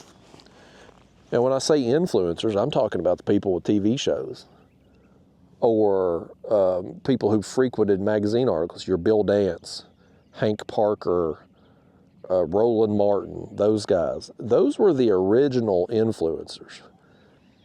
Now, back when I was a kid and I would watch Bill Dance, Hank Parker, those fishing shows, I didn't realize they were trying to sell me stuff. I was just watching the show. And now that I'm in this world and everybody's online's an influencer in some way or another, you try to watch one of those old Bill Dance episodes now and you realize it was just a 30-minute commercial. You know, it was just whatever bait he was using that day. The whole show was around selling you that bait. But it wasn't, we weren't exposed to it 24/7 back then like we are now. Back then, the fishing shows come on the Nashville network, TNN, on Saturday mornings. The rest of the week, you didn't have fishing shows. So I think back then, hell, I mean, in those days, I was so excited for a fishing show to come on. I didn't care that I was being sold something. I was oblivious to it. Well, nowadays, with the internet and social media, we are exposed to advertisements and influencers every time we pick up our phone, every time we turn on TV. It's just constantly, we are bombarded with a sales pitch now. Everybody wants to sell you something. And I think in a way it's conditioned us, or not conditioned us, we've become, I really can't even say we've become immune to it because it works. These companies make a ton of money selling stuff with these targeted ads on social media. So I guess it still works. But we are now at least consciously aware of what's happening. Like we know in 1990, when I'm a kid watching Bill Dance, I don't know he's trying to sell me that crankbait that he's talking about in the video or on the TV channel that day. I didn't know that back then. Now, I know if I talk to you about, hell, I don't know, a new barbecue grill. If for some reason today me and you talked about getting a new grill, well, the next time I pick up my phone and get on Facebook, I'm probably going to see some ads for a new grill, right? Like I made the mistake the other day. There was a little video, whatever. It was a shaver of some kind, like to shave your back with. Like for a man who has, which I have way more hair on my back today than I've ever had before. The older I get, the less hair I have on top of my head and the more I have on my back and in my ears and nose and everywhere else, everywhere except where it needs to be. But anyway, I'm on social media the other day and I fumble my phone, and when I do, my thumb, I guess, hit the video. So it goes from like your scrolling feed to like actually popping the video up, right? So now Facebook thinks I'm interested in these back shavers. And now every time I get on there, it's one ad after another of various brands' versions of their back shavers, back razors, whatever you call them. I can't get away from it. All because I fumbled my phone and accidentally hit that video, caused it to pop up on the screen. So now they think I'm interested in buying that product. And since I haven't bought, and they know, they track our every move, they know I haven't bought one yet. So they think I'm interested in a product. I haven't made a purchase yet. They're going to keep showing me various options until I make a sale or until they make a sale. Or until I fumble finger my phone again and click on another ad accidentally. So, now, but the thing is, it's like, every time I see one of them razor ads pop up, I know why I'm seeing it. I know why I'm being exposed to it. I know what they're doing. And even though these ads are targeting. They're paying attention to what we engage with on social media. They're following our browser history. They're listening to our conversations, all in the hopes of serving up products to us that we're going to be potentially buying. Like, we know it's happening, and it's still effective, but we're aware of it. And in 1985, 1990, 1995, it was happening to us, but not as frequently, and we weren't consciously aware. I had no idea, when I was a 10-year-old kid, I had no idea Bill Dance was an influencer. Now, every single one of you out there that clicks on my videos, you know you're engaging with an influencer. You click down to my video description, you're going to see a whole list of gear with an affiliate link next to it. And if you click on that, you know that if you make a purchase, I'm going to get a commission off that. It says it right there in black and white on my video description. You have to disclose that per the FCC, right? Or FTC, or is it FTC? Federal Trade Commission? I think it is the FTC. Anyway, there's a requirement. If you are an influencer and you are earning commissions off of a link that you have posted, you have to disclose that to people. Now, I think that at this point in time, you don't really have to, you have to by law to disclose it, but do I really need to tell you if you click that link that I'm going to get a commission? I think pretty much everybody knows at this point. I mean, that's where we are in today's world. But I didn't know that as a kid. I had no idea Bill Dance was being paid by Strike King or whoever the hell bait company, whatever crankbaits he was using for that video. I had no idea they were paying him to specifically promote that one lure or whatever. I didn't know. I just thought, well, that's Bill Dance. He's the greatest bass fisherman ever. That's what he's using. That's what I need. So it was kind of, I won't say misleading, because I mean, maybe I was just a dumb kid and didn't know any better. Maybe the adults back then did know, but I didn't know, and now we do. It's a different world now. So I don't even know where I was going with that. I got so far in the weeds, I can't find my way back out to the fields.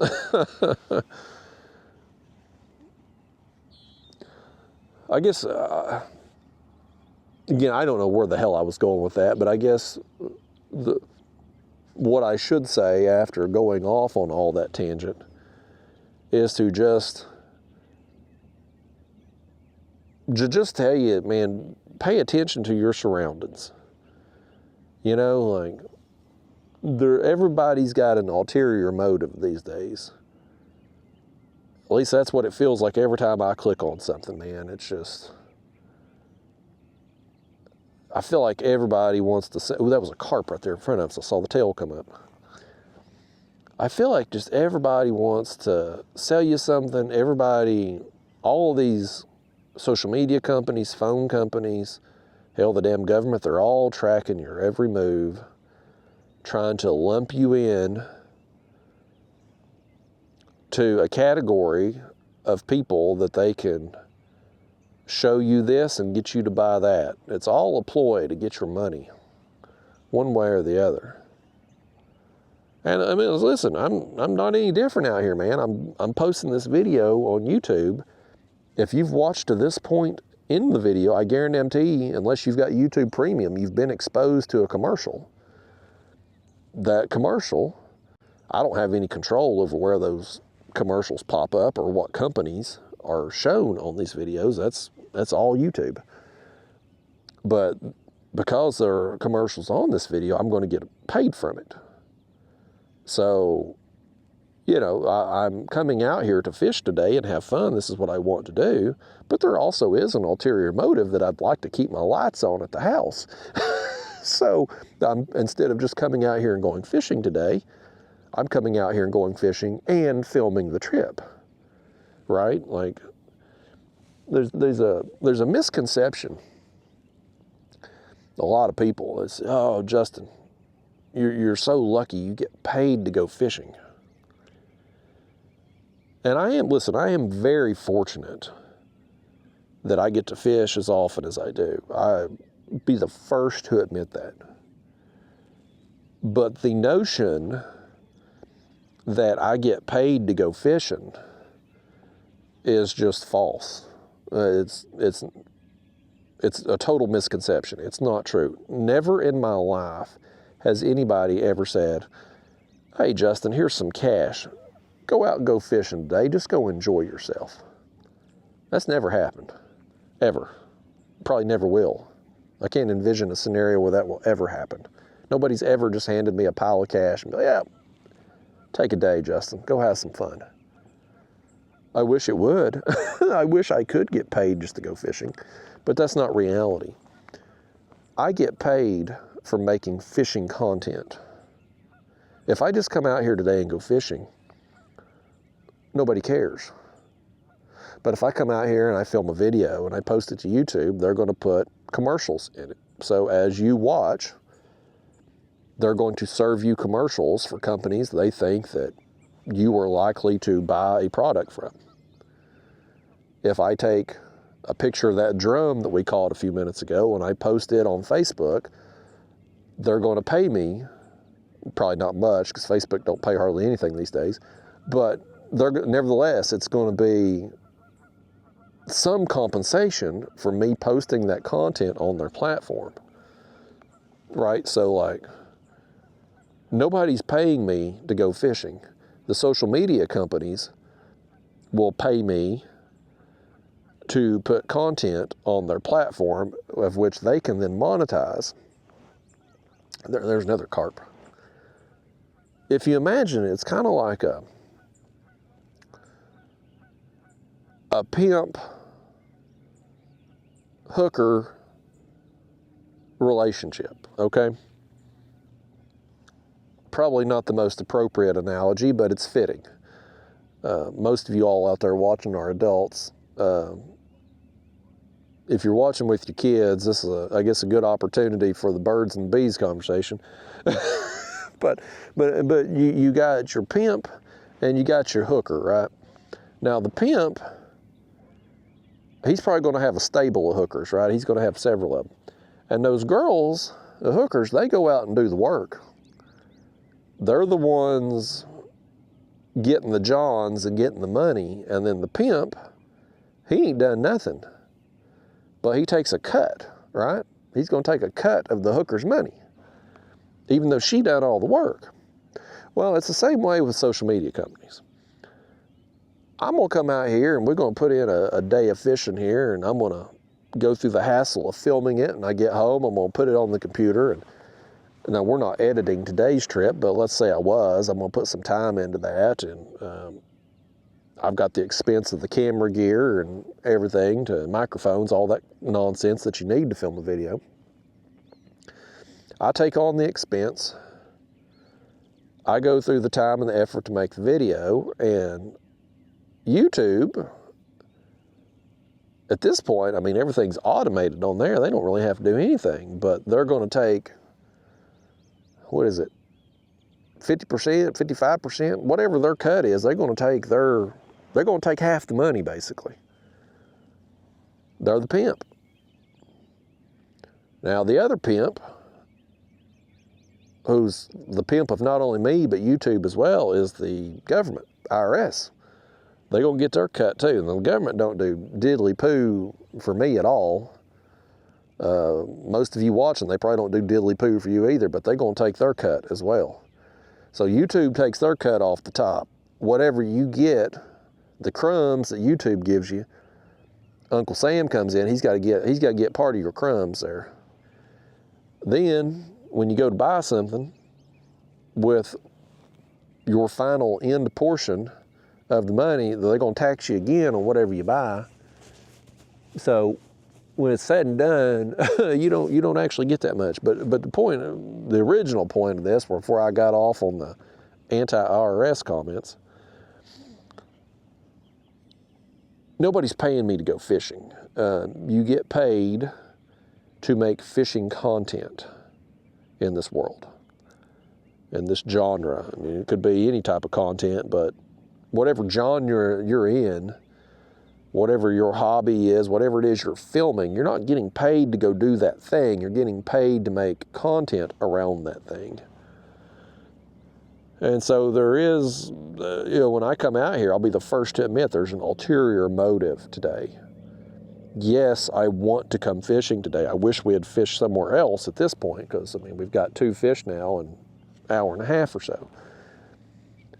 But the ulterior motive for me filming today is I want to keep the lights on at the house.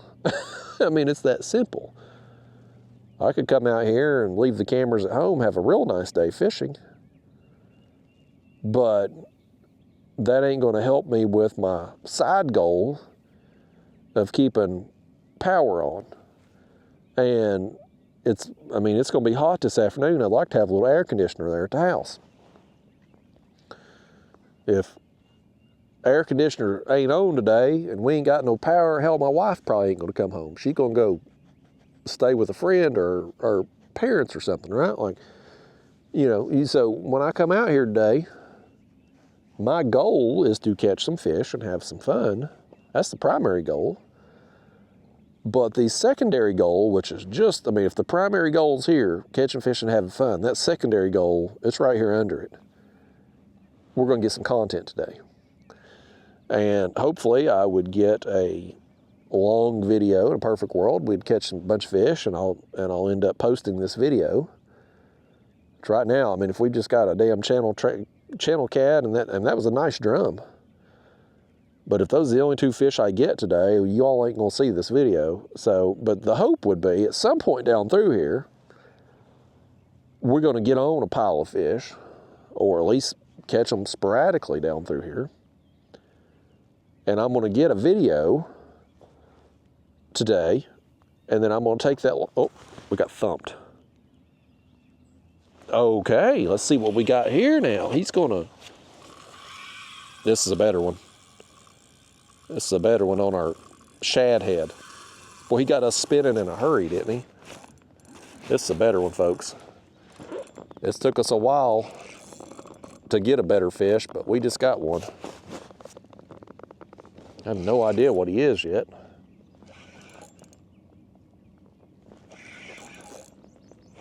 That's a blue. He's rolling. I can feel him. Well, now he's coming back this way at us. He took off, headed upriver. Now he's coming back down.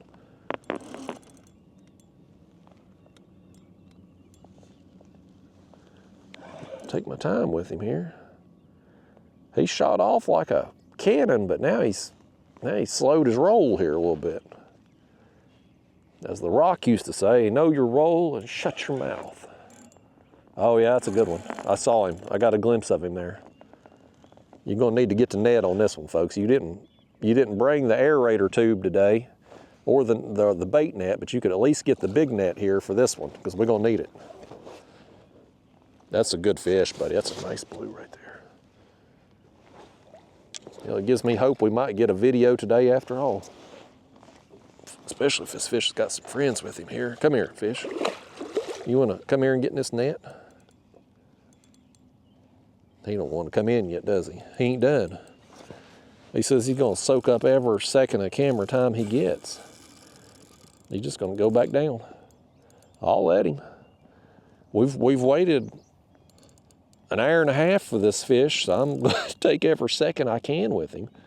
Enjoy the fight, man. That's the big thing with this lighter tackle gear is fish like this, which the fight would have been over in 30 seconds. On heavy gear, we would have winched it right up. With this, the fight gets prolonged. And it's not going to drag out so long that it's going to be harmful to the fish, but it is going to take us a little bit longer to get it up because we can't horse it. We can't risk breaking our line or bending the hook. And that gives us the opportunity to enjoy the fish a little longer. I mean, we've put in a lot of time out here this morning hoping to get this fight, so why not enjoy the fight as long as we can? That's my thought on it. I wish he would turn pull us out toward the channel, not over here toward the shallows, toward the bank where we're going to get my other line hung up. Won't even tell this fish where to go. And don't be smart aleck about it either and you'll tell him the other place he can go. Don't do that, but just tell him, come back over this way. He's strong, buddy. He's real strong. I thought he was about done, and he said, not so fast.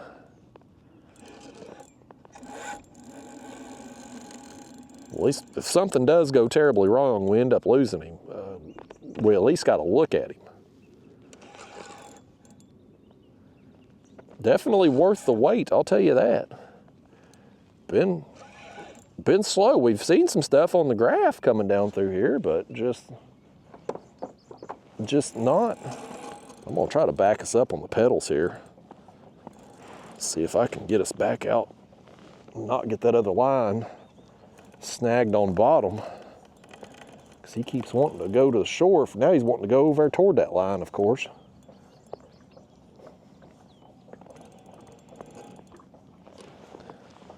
This fish says he's gonna cause us all kinds of problems. We've ruined his day putting a hook in his mouth. He's gonna get even with us.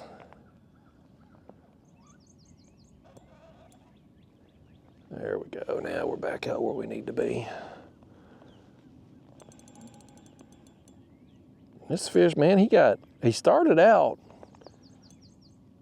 with an awesome run.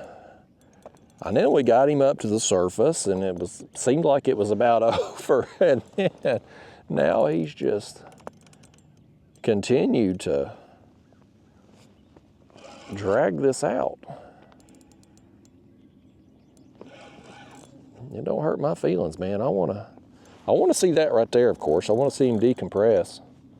That's another advantage of the light tackle when you're pulling them up from deeper water, which not today, it's not a problem regardless, shallow as we are. But with the heavier gear, you can bring fish up too quick and it makes it hard for them to go back down. You either gotta burp them or oftentimes you'll see fish floating or people have caught them, brought them up too soon and they just can't go back down. And you don't really have that problem with a light tackle because you can't get them up that quick. They can decompress on the way throughout the fight.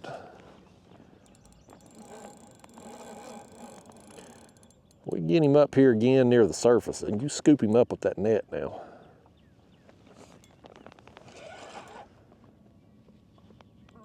Okay, we about got him over here. Let's get that net. Get that net, let him swim into it. Oh, you missed him. You missed him. I told you to get him in that net and you mishandled it there. You bumped him on the head with it and now he's got mad. He's going back down there again. I got to get a better net mate. First off, you need to make a list. We need our aerating tubing and we need our bait net. And then you need to practice your net skill. You've got some homework today, folks. You got some stuff you need to do before we fish together again. We gotta get your act together. It wouldn't kill you either if you brought some bait with you. So I didn't have to get myself soaking wet first thing and try to get us some bait. If you would just bring it with you, that would be a big help. Let's try this again. Let me net him this time. That way maybe we can get it done right. No. See, I give you a chance there. I was going to do it myself. And at the last second, I let you do it. And this is what you done. Let's steer him back over here again. I'm going to do it my damn self this time. I mean it now. As soon as I get him back up here again, I'm going to do it my damn self. This fish is just, he's making a fool of me here, folks. Come here, fish. Get over here. Turn your head this way. Getting him in tail first is the problem. And I can't get all of him in the dang net. Goodness gracious, come on now. You've done this enough, fish. You've made me look silly enough. That's a good one. Holy cow, that's a good fish. Oh, buddy, that is a beast. That's a golly whopper right there, man. On that shad head. Y'all. Oh, man. Let's see where our hook's at. We got him in the side of the face right there. I want to get a picture with this one for sure. Let me set you all up here. I'm going to, here, I'll tell you what, let me just turn the motor on here maybe. Spin us around. I gotta reel this line up. We're too shallow right now. Okay. Let me get a spun here. Get spun right into the sun. I want to get a good picture with this thing. I want to have him in the light. Okay.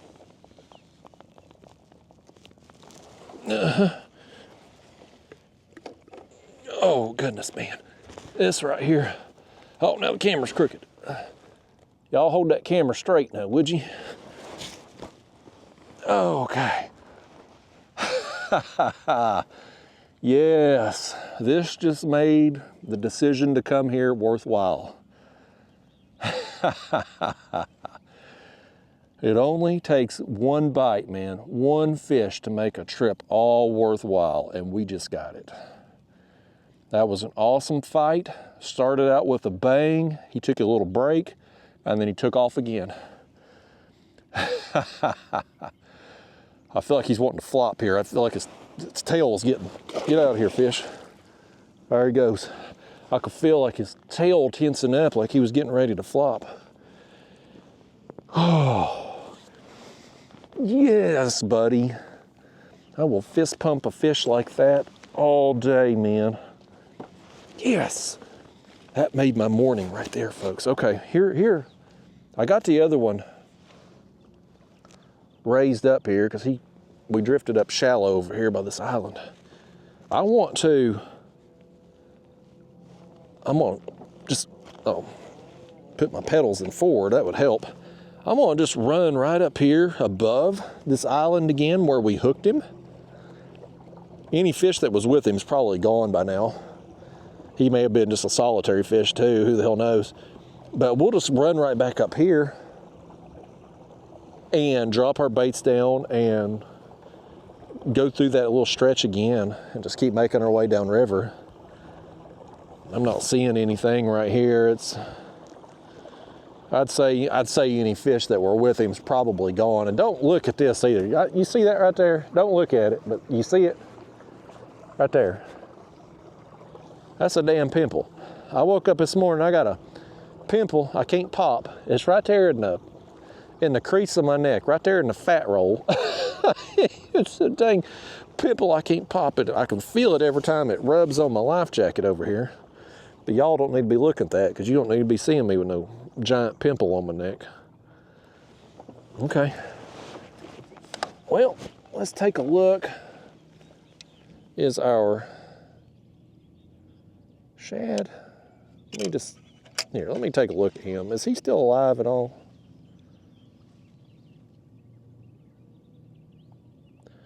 His gills flapping. Yeah, his mouth's moving. Well, we'll send him back down.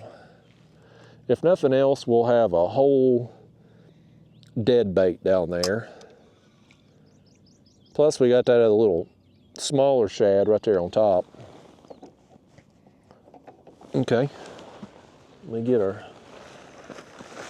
other bag here. Again, I didn't want to carry another cooler with me today, so I knew with as few shad as we have here, I wasn't going to be taking these back home with me today. We were going to be using these out here.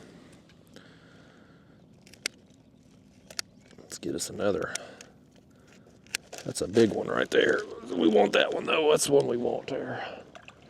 That's what that last fish ate, that big old shad head.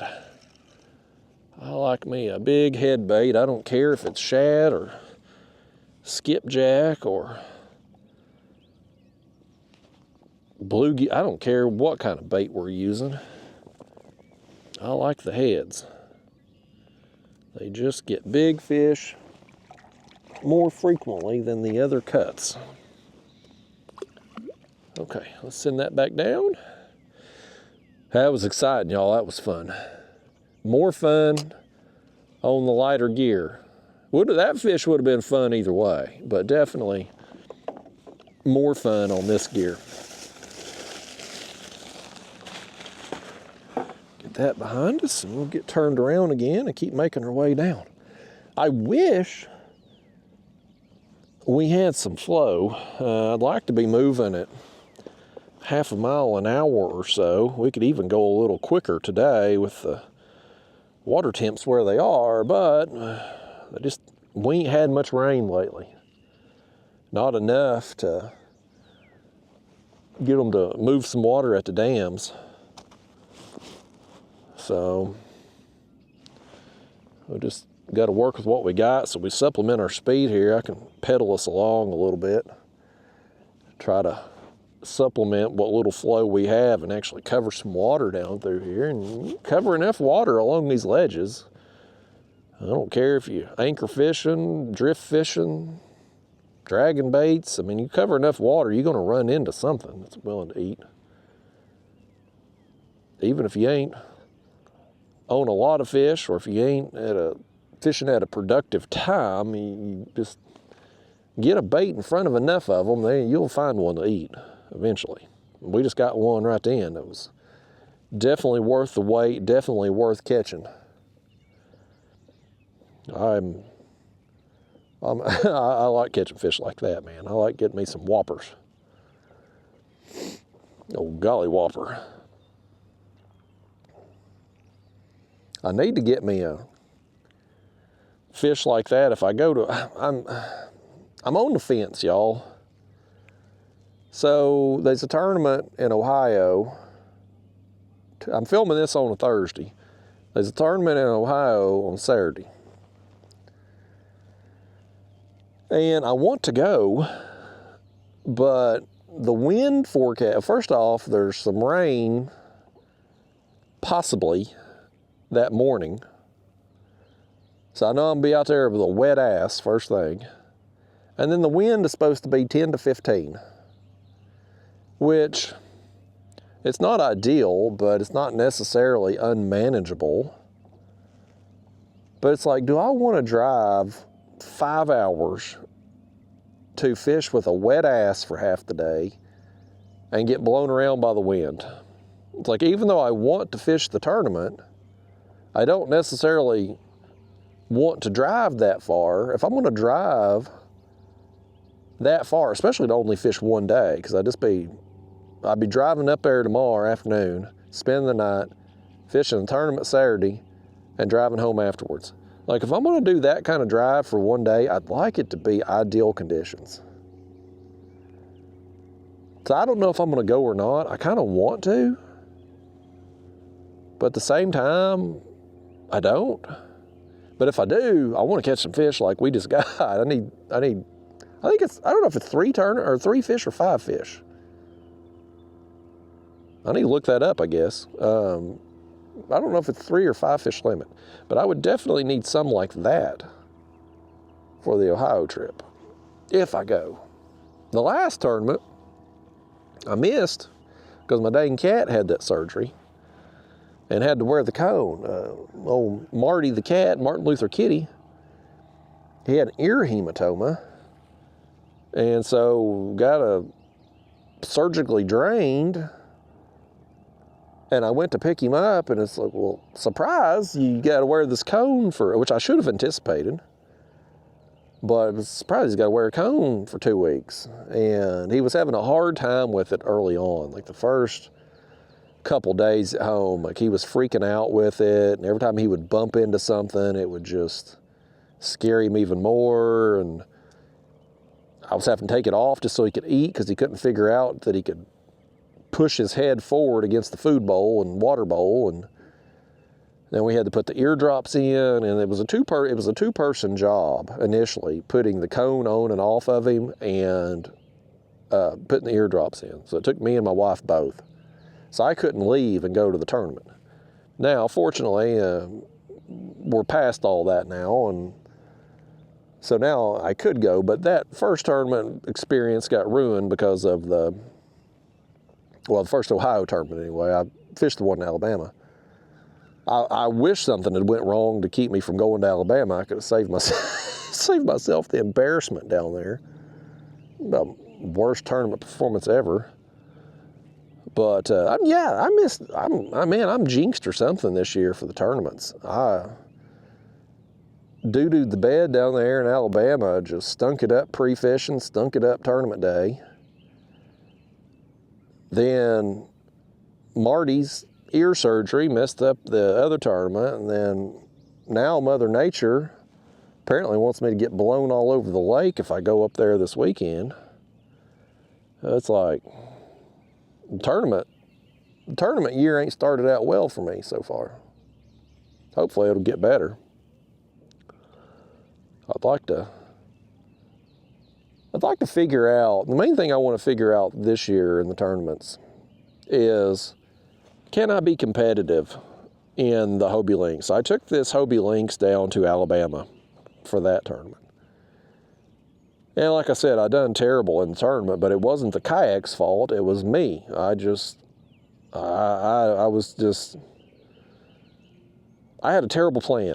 I had a terrible practice, and I made a decision of what I was going to do on tournament day based on that.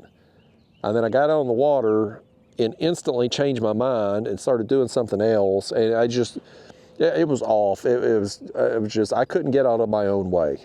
I screwed up so bad and just kept compounding the mistakes. I just kept making mistake after mistake after mistake. I couldn't get out of my own damn way to even have a chance to do anything. So it wasn't the kayak's fault, it was me, it was my fault. I didn't do good. So, anyway, I want to prove to myself whether I can or I can't. I don't know. Can I be competitive in this vessel without the GPS motor, I literally only can fish 2 rods in this thing unless I'm bank fishing or something. In the Alabama tournament, I was able to fish 4, but, you know, that was different circumstance than how I would normally want to fish. So I don't know. I don't know if I can or not, but I want to prove to myself whether I can or I can't. I need to know, and so to do that, I have to go and actually compete. But what I would hope is that I can be competitive. And if I can, then I think what I'm going to do is sell my Hobie Pro Angler, my bigger kayak with the GPS motor and all that. I think I'm going to sell it. And I'm going to sell that trailer. I bought that trailer because I've had it a little over a year now.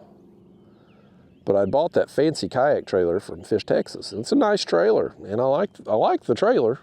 I don't care much for that company, the guy I was dealing with getting the trailer. But the trailer itself, I really like. It's a great trailer. But since I've been into fishing in this thing, this is my favorite kayak. Of all of them I've had, this has been my favorite to catch fish out of. It's so much fun, and it's so lightweight, I throw it in the back of the truck. And I've fished, well, I've hauled a kayak on a trailer forever, because when I first got into kayak fishing, I was using a roof rack on my car. And when you haul a kayak on the roof of your car, it kills your gas mileage. Like it just, you know, my car, I had a little Honda Fit, man, that thing would get 40 miles to the gallon, normal conditions. But you put your kayak up there on top, and now all of a sudden you're 20, 22 miles to the gallon. So I got a little jet ski trailer, and I started hauling the kayak on trailer. And immediately gas went back up 35 miles a gallon. So I did that forever. Well, when I got my truck, I was still hauling my heavy kayaks on the trailer because it's easier to get them down a boat launch with the trailer. But when I got this thing's so lightweight, I was throwing it back the truck. And initially I bought this thing for my ocean trips when I go to the salt water. Like it's great for the ocean because there's nowhere for water to get inside it. And it's lightweight, so you're pulling it down the beach through the sand, it don't break your back. Like there's a lot of advantages to this kayak for saltwater fishing. But when I got it, and I started fishing out of it, I'm like, man, I love this thing. And now I've adapted my catfishing style with the light tackle. I've adapted in such a way that even though I can't drill into the hull and mount rod holders as securely as I would like to, I'm able to function just fine catfishing in this thing. So now I'm pretty much, for just my regular fun fishing trips, I'm just fishing out of this kayak exclusively. I'm not even taking out my Hobie Pro Angler anymore. I haven't taken it out in, I don't know, a couple months now probably, maybe longer. So then that begs the question of, well, if I'm not going to use it, why do I have it? Same with the trailer. It's like, if I'm not using it, do I need it? It's just taking up carport space. I was telling my channel members in a recent video, I do extra videos and stuff for my channel members, and the videos are honestly terrible. I'm lucky any of those channel members stick with me, because the videos, they're mostly, sometimes I'll do them out on the water, give people updates and tell people where I'm going to be and stuff, but oftentimes they're videos around my house. I'll show my garden or something, a project I'm working on or something like that, just home stuff mostly. But anyway, I was telling them on one of those channel members' videos recently that my carport has been so cluttered because, I mean, I've got my Hobie Pro Angler and the kayak trailer. That's like, it's a 2-car carport, and that takes up one space. Then I've got my cart that I set this kayak on. It's on there. Right now I've got another kayak, that Native Slayer Propel kayak I got last year to try out. It's sitting there. I'm selling it. One of my channel members is going to hopefully buy it, but he didn't have the money right now, so I'm holding it for him. I don't normally hold things for people because you get burned on that oftentimes, and I've been burned before, but being that it's a channel member, I'm willing to accommodate a little more than just an average person that I wouldn't know. So anyway, he's trying to save up some extra money and get that, and so hopefully I'll get that gone in the next month or so, but that takes up a lot of space. And then I've got my lawnmower out there, which takes up space, and my pull-up bar. So I've got a lot of crap on my carport, and you can't even park a car on the carport because of all my toys. And so what I would like to do is prove to myself whether I can or I can't, but if I can be competitive in tournaments, and I obviously like fishing out of this kayak more, well, just sell the damn trailer and the Hobie Pro Angler, get that off the carport. I'll have the Native kayak sold hopefully in the next month or so, and that would free up almost my whole carport again. Especially if I end up, I've got my shed, the door on my shed isn't, I mean, there's like maybe 2 inches of space that I need to be able to get my lawnmower in there. I used to keep my lawnmower in the shed when I had just a regular riding mower, but 2 or 3 years ago now, I got that zero turn. I got a Skag Patriot model zero turn, and it's wider than the mower I had before, and so I couldn't fit it in my shed anymore. It's like I need about 2 extra inches on that door to be able to get it in there. But I had a lean-to built on to the side of my shed, and I could park the mower there, but when it storms, the way the wind typically blows, occasionally it'll blow from the other direction. That's when we get really bad storms, but most weather systems, the way the wind blows, the mower just be blown in, and the water be blown in on it all the time. But I'm thinking about some point this summer boxing in the sides of the lean-to. That way, when the wind blows, it won't blow rain in, and then I could park the mower there and get it off the carport, and I'd have actually space on the carport again. And then I could take and get me another one of these. That way I would have a backup. Because, I mean, doing this as a job, doing this YouTube crap as a job, I have to have gear. Like, I can't, if I tear up, if say something happens, I bust the hull of this kayak, I can't just take off however the hell long it would take to get this repaired. Like, I got to be able to get out here and film and stuff, right? So I would need, I want, it would make me feel better to have 2 kayaks at all times. That way I wouldn't have any downtime if something went wrong. And 2, if I got another one of these Hobie Lynx kayaks, I would have backup parts. So if I break my seat, I could take the other seat off the other one. Or if my rudder, and most likely the most common thing, I was telling my channel members this on that video, one of the most common problems with this Lynx kayak is the rudder cables, which your rudder, it's off the back of the kayak, right? That's how you steer. And it's got a cable that comes up here to your seat, and this is, you turn this left and right to steer, right? This cable, it's a notorious problem. It'll just snap at some point. And I haven't had that issue yet, thankfully. But I've seen enough people online that have been in like the Facebook groups and whatnot and have commented on it. Like, it's a common problem. So it's not a matter of if it's going to happen, it's when it's going to happen. And right now with Hobie, they've been moving, Bass Pro bought them a few months ago, and they've been in the process of moving the production of Hobie kayaks and parts and accessories and stuff.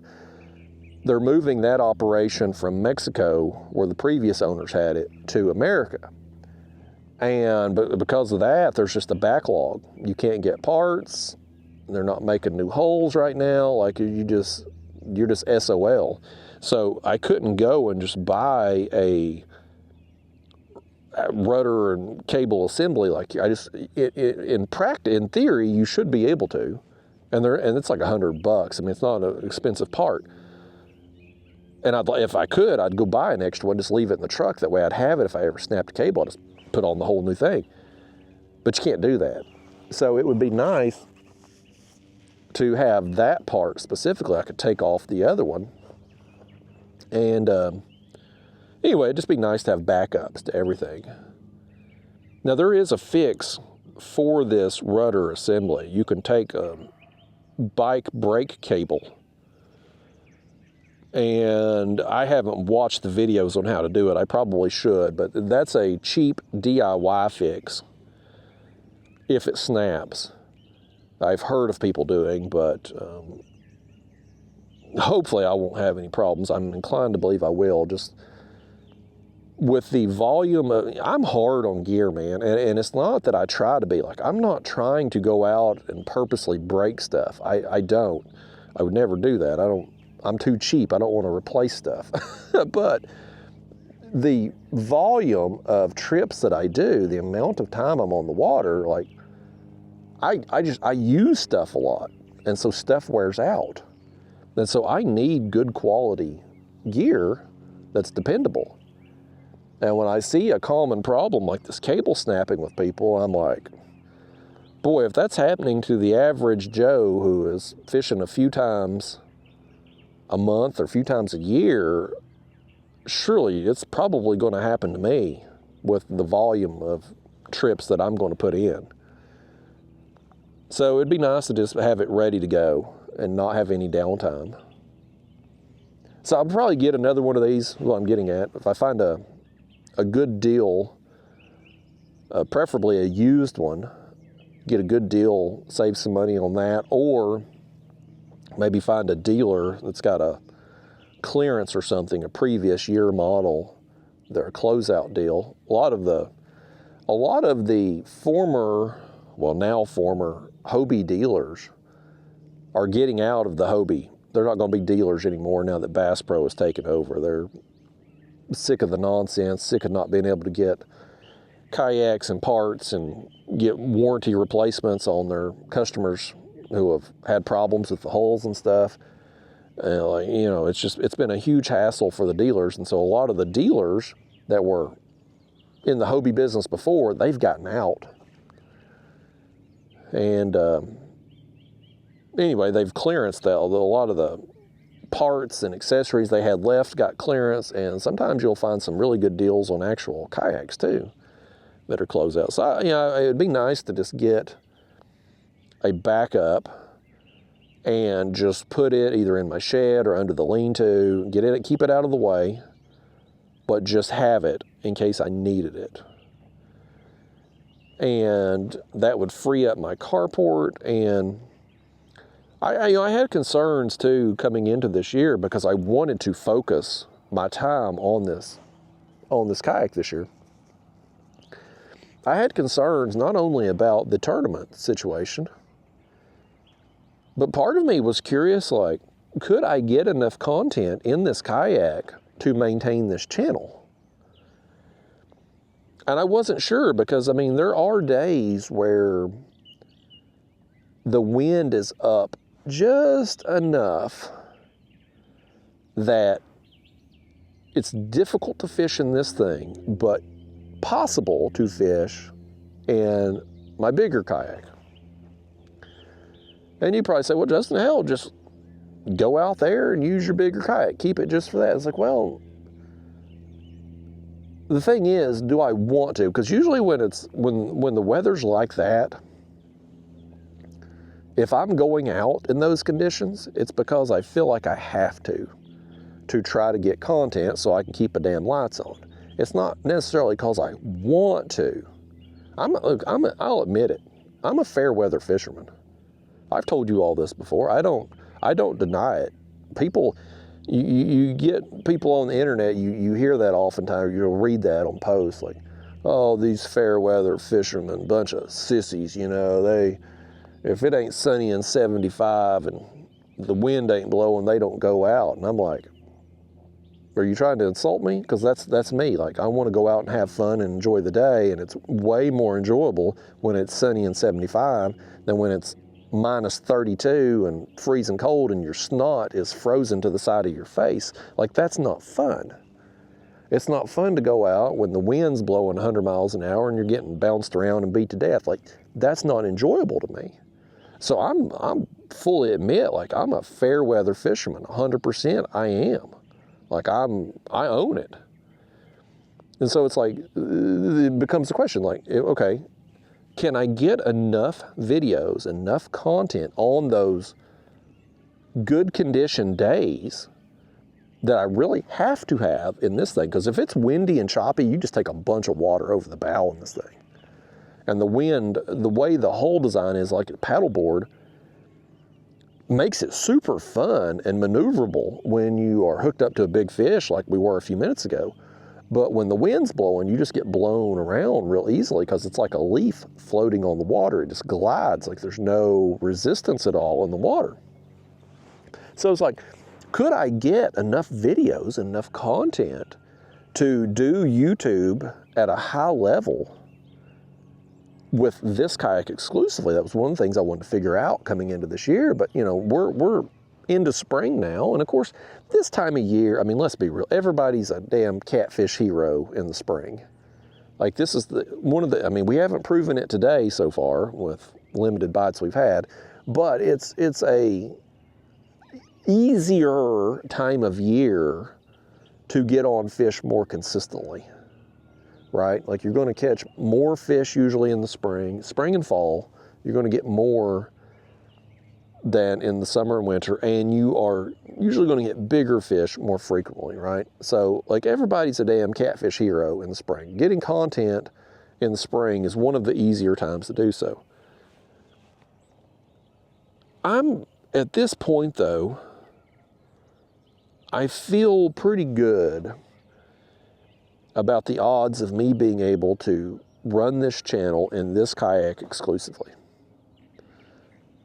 Now, having the bigger kayak where I can carry more stuff and more gadgets and have the bow mount GPS motor, with spot lock and the course heading and all of that. Would I get more content if I just fished out of that kayak exclusively? Hell yeah. I mean, that was my whole reasoning for getting that thing. I mean, gosh, I bought that kayak in 2019. So, I mean, it's been 7 years ago now 7 years that I've had that kayak. But I bought it because I wanted to get more content. I wanted to have an easier time with that. And it took away some of the enjoyment of the kayak fishing experience, because I was in a kayak that's so big that, and don't get me wrong, it's still fun. It's always fun to catch fish, especially big fish. Like, that's enjoyable, but like, it's more fun in a smaller kayak, something where you actually have the kayak feel. And at the time, I was willing to sacrifice it for the extra content. But now I'm like, can I get enough content while still doing what I want to do, how I want to do it? And at this point, I've fished out of this kayak enough, I feel like I can. So I feel like I've answered that. I feel like I've proven that to myself that I can. So now the really only reason for me to keep the other kayak is just for the tournaments. And then it's like, well, let's say I can't be competitive in this thing, or maybe I show up and every tournament I fish out of this thing, I just get my ass kicked by the guys with all the gadgets and stuff. Well, then you have to ask yourself the question, well, how many tournaments am I going to fish per year? Like, there's not that many kayak catfishing tournaments to begin with. And I'm not fishing the whole trail. There's 2 kayak catfishing tournament trails that I'm aware of. The Ohio trail that just started this year, and then the national trail that you've seen videos of the last few years, right? Oh, hold on, we might be about to get another one here. Either the shad got lively, which is not likely, or something hit the rod. I think something might have it here. Something does have it. He don't feel as big as the last one though. It's not. Oh no, is that another one of them damn channel cats? It is. Y'all got another one of them channel. Oh boy, he's gonna get us wet too. He's all wrapped up in that line. This is one of the things I don't like about the Kentucky rig is you got that other hook there. You got your sinker on the bottom and you just end up, these small fish, I feel like I get them wrapped up in the line and end up getting that other hook in them. When I'm using the Carolina rig, and sometimes I'll use them stinger flies, they're on the bottom, but your weight's on top. You don't get this situation as often, I feel like. But that could just be my personal experience. But nevertheless, today we're running this Kentucky rig. Next trip, maybe not, I'll mark this rod here so I know, so I keep them separated. I know which is which. Let's see if we can get him unwrapped without him flinging one of them hooks into us. No, quit. Y'all tell him to quit, would you? Dang old channel cats don't ever want to calm down for nothing. Get him out of here. Boy, he splashed me in the face on the way out. Got me right in the kisser. He get you all wet there on the screen. He did. Got a big glob of water right there. Let me wipe that off your face. What's our shad looking like down here? He's dead. He didn't make it, folks. He's deader than damn it. Let's see what we can do. Where's the hook at? Oh, there it is. Let's get our hook out the net. As Lawnmower Man's getting going over here, we're going to hear a little mowing today on camera, just what you wanted to hear. Let me set that out of the way a second. Get our net back here behind us.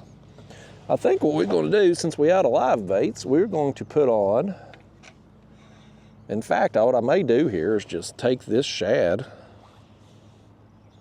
and cut him up and put the head on one rod, on one hook, and then the body section on another.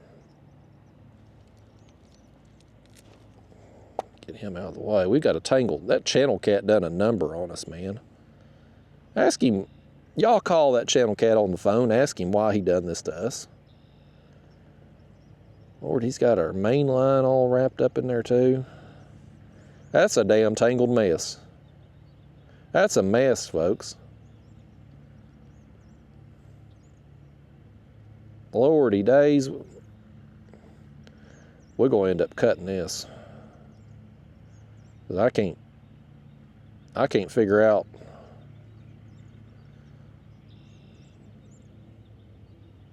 Lord, I tell you, this is welcome to an uncut, unedited video, folks. When crap like this happens, when crap like this happens, it just, you see all of it, by damn. Okay, we're gonna cut this. We're gonna put on the Carolina rig because that's what I got pre-tied here. I'll sort this mess out at another time. I am gonna take the sinker though. We will need it. Let me take him. Oh, that rod right there got hit.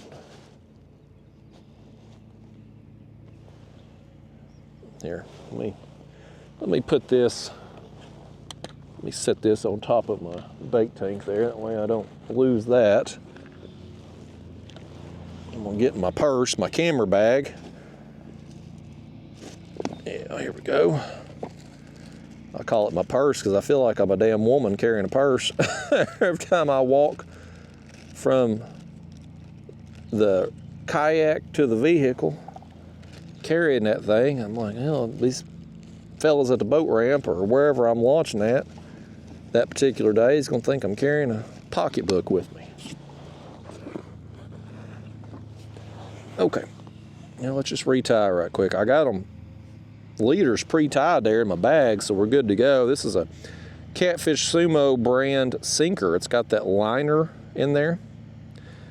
Most people, they fish Carolina rig, they'll put a bead, either a plastic bead or a glass bead, between their sinker and their swivel.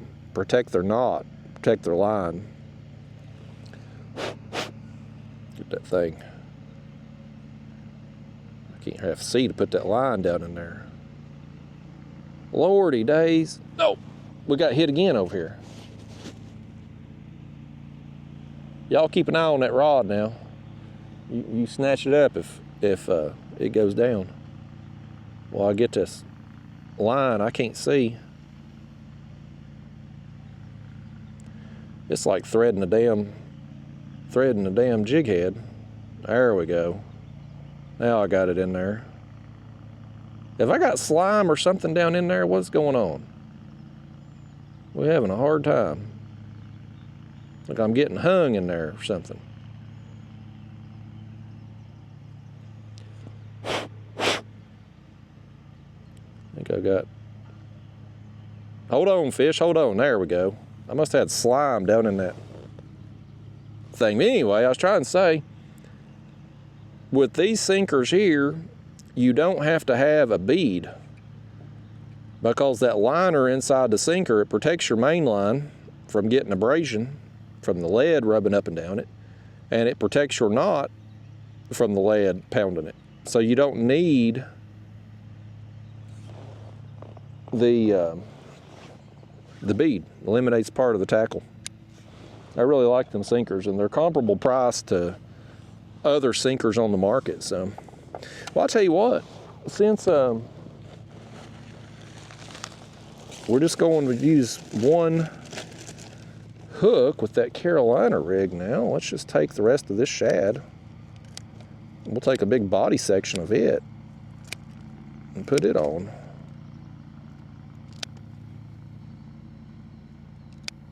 Got crap all over my hand, literally. Yeah, I'll set this back here.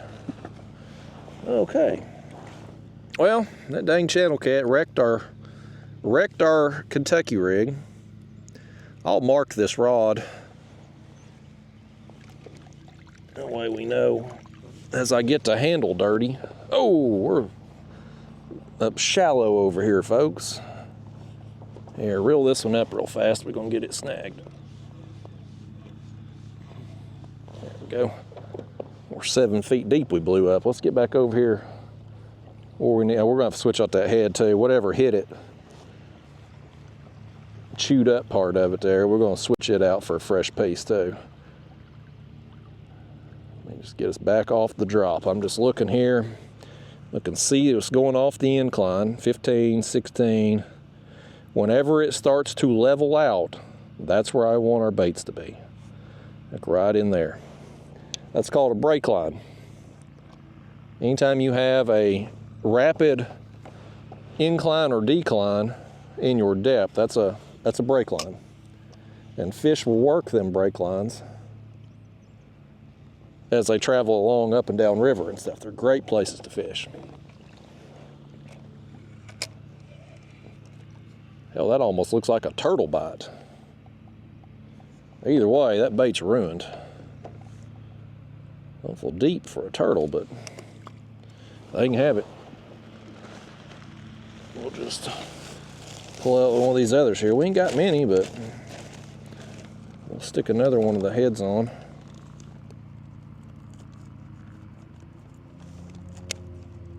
There we go. Get that down in there.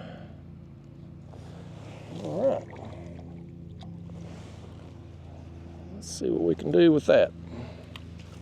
I'd like to get some more fish. It has not been which I knew, I mean, historically when I have fished this stretch of river, I've not had a bunch of 20 fish days. Like, it's just coming out here, like, I kind of knew it was going to be a quality over quantity type day. At least that's what I was hoping for. Now, our quality fish hasn't been, haven't been too, we got that one monster, but otherwise just 2 channels, and that was a really nice drum. I'm way more happy to get that drum than I am the channel cat, for sure.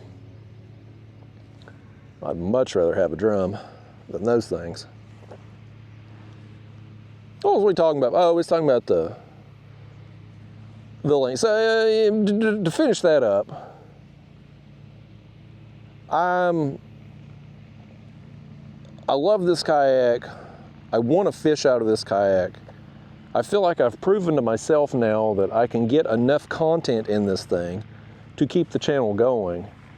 So then it just really comes down to the tournament situation. And it's like, if I'm only going to fish, what, 4 tournaments a year, 6 tournaments a year? I mean, it's not a lot. The National Trail only has like 6 or 7 tournaments anyway. The Ohio Trail, I think they've got 10 or 11, which I'm not going to go. I'm not making that many trips to Ohio. No offense to those of you who watch from Ohio, which I know I have a lot of you up there. It's a great state, very beautiful, but I don't want to drive that far to fish up there. That, I mean, if the fishing was way better up there, sure. But most of the people from Ohio come down here to catch blues. There's a few exceptions up there. I mean, Hoover, for instance, is a really nice blue cat fishery. Some people catch some big flatheads up there. Sandusky, obviously world renowned for the channel cats and the size and numbers of them in there. That's a fun play. Even though I hate channel cats, I will admit Sandusky Bay's fun. Oh. Something's after that head. But I just don't have a desire to make 10 trips up to Ohio this year. Has he got it? No, he ain't committing to it. He's tugging on it.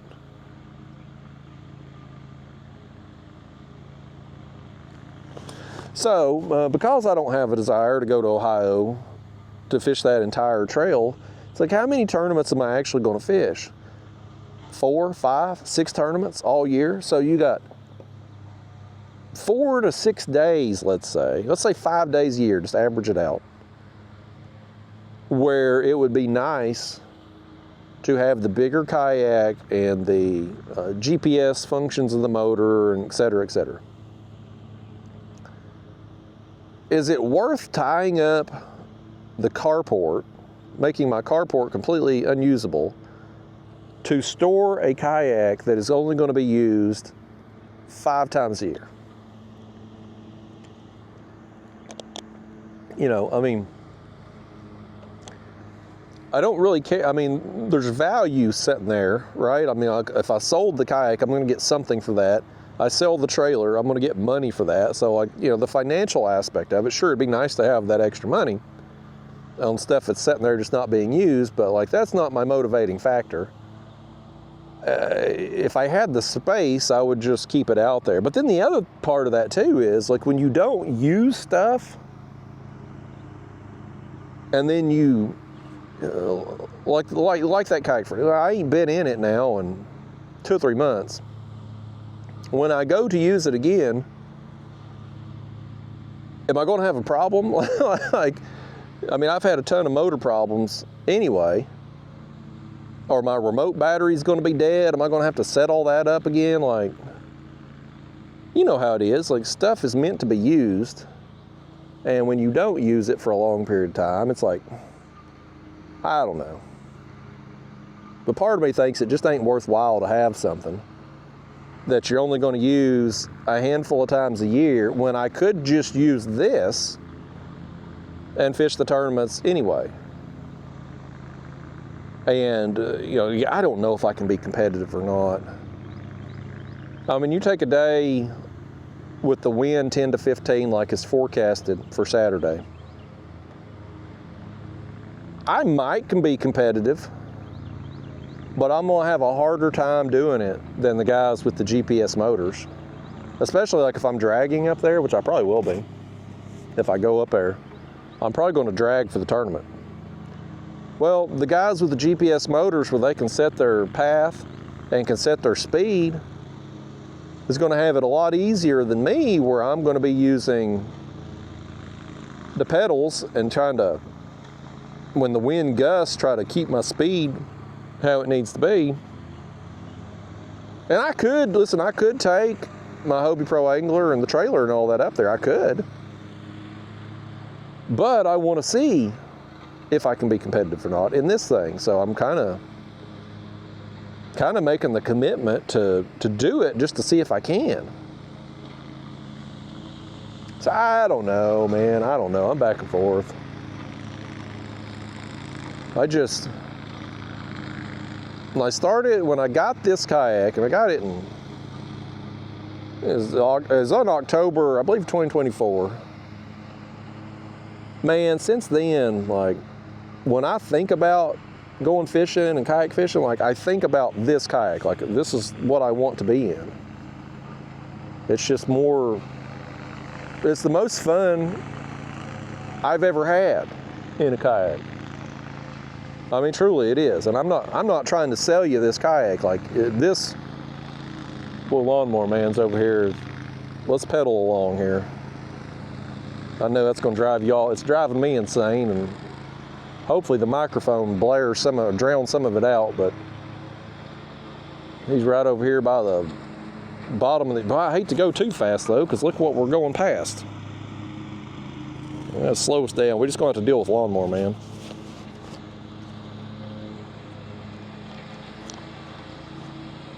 But you know, I ain't trying to sell you this kayak, even though this is the best kayak for me right now. It ain't gonna be the best kayak for everybody. If you weigh more than me, and I'm about 190 these days, but if you're 250 plus, you're gonna hate this kayak. It's probably not gonna be stable enough for you. If you're somebody that carries a lot of gear, you're probably not gonna like this. Storage space is limited. I mean, there's no internal storage. If you're somebody that wants a bow mount motor, you can't install it on this thing. You can't drill into the hull. So from that aspect, there's a lot of limitations to this kayak. It's not the right one for everybody. So when you hear me talking about my experience with this thing and how much I like it, just understand that you may not feel the same way. Don't go buy something, a kayak especially, because of what you hear me or anybody else saying about it. Like, you need to get some time in the seat. Is that guy yelling at me over there? Maybe they're yelling at each other, I don't know. I probably couldn't understand anyway, I don't speak Spanish. I've said this a bunch, man, like if you're gonna buy a kayak, you need some seat time. You need to get in it and see, is it comfortable to you? How does the seat feel to your butt? What feels comfortable to me may not feel comfortable to you, and vice versa. Are you going to have enough storage space? Are you going to be able to mount things where you want them? Like, you gotta, and everybody's preferences and needs are different. Like, how I fish may not be how you fish. The gear I carry may not be the gear you carry.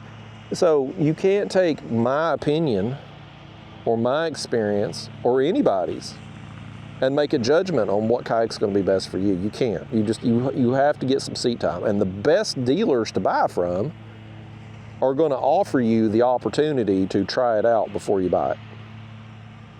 Either they're going to offer a demo day periodically where you show up and they'll have various kayaks out there. You can just show up and get in them, get a little seat time. Or they'll have there's one down in Georgia that I bought that native from last year. I went down there and bought it at the dugout place, dugout tackle, I think it's called. I know it's dugout. There's some other words after it. I can't remember. But anyway, they got a pond behind the shop. And so if there's a kayak that they sell that you're interested in, they'll go down there and stick it in the pond. Now, the pond's not very big. Like, you can't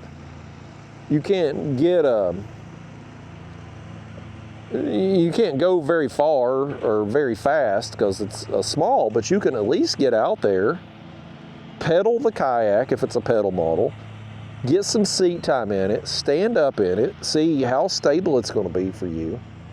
Like, you know, there's a lot of dealers that have it. They'll either have a lake or river close by to their shop. They'll let you go try it out, or a demo day, or tell that fish to commit to it. Let's catch one right here in front of Lawnmower Man. Let's not, apparently. He let it go.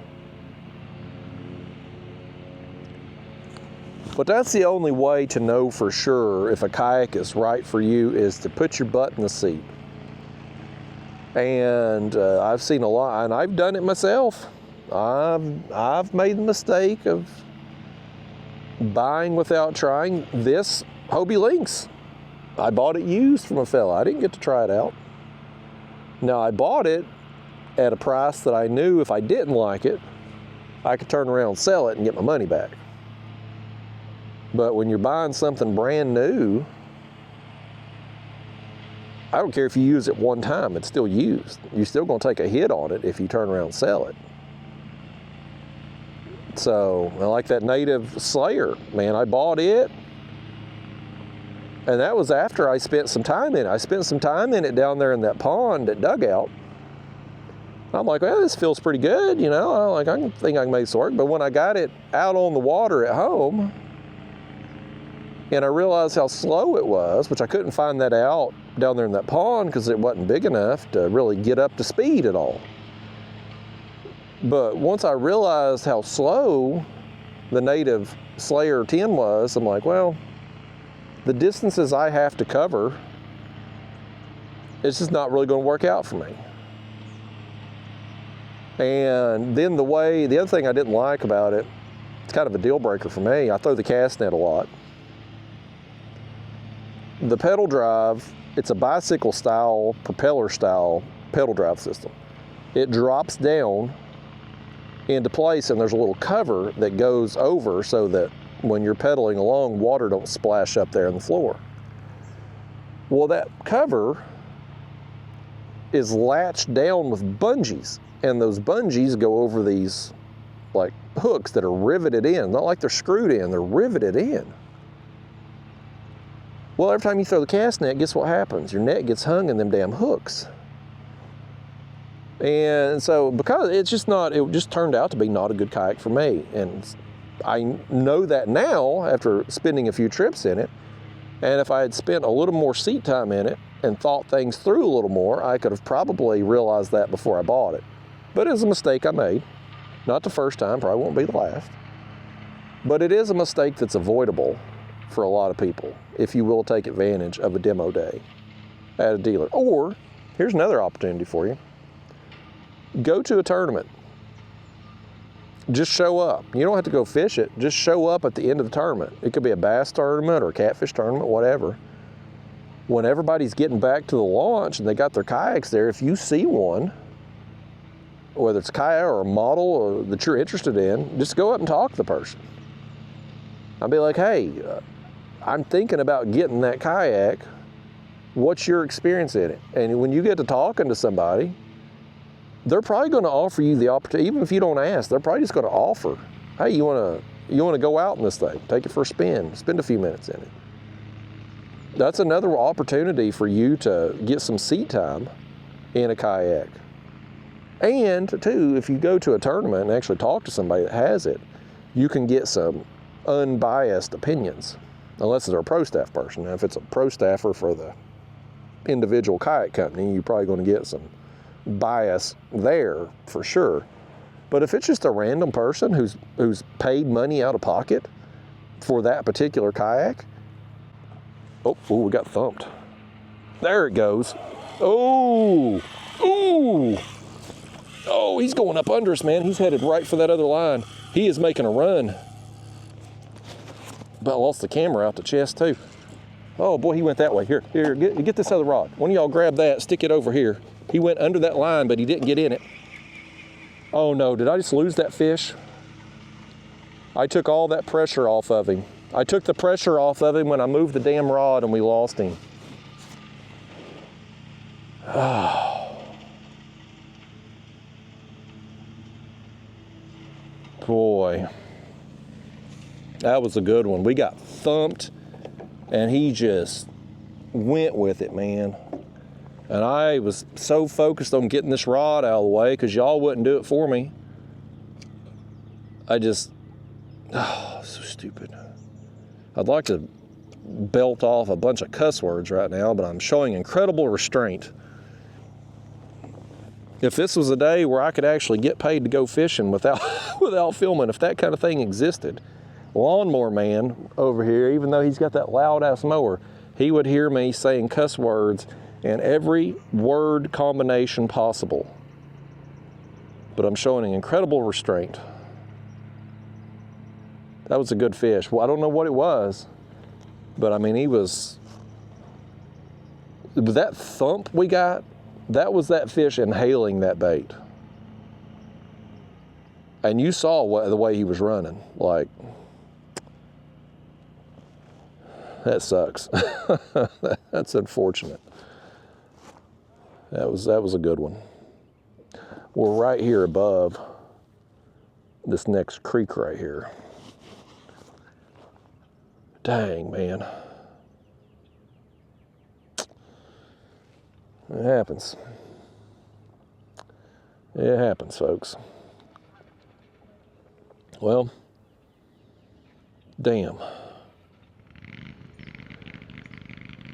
Well, anyway, to finish up on that particular topic, get some seat time in a kayak if you can. Tournaments are a great place to do it. Get some unbiased opinions. Somebody's bought their kayak, paid cash for it out of their own pocket. They're going to tell you the good and the bad of it.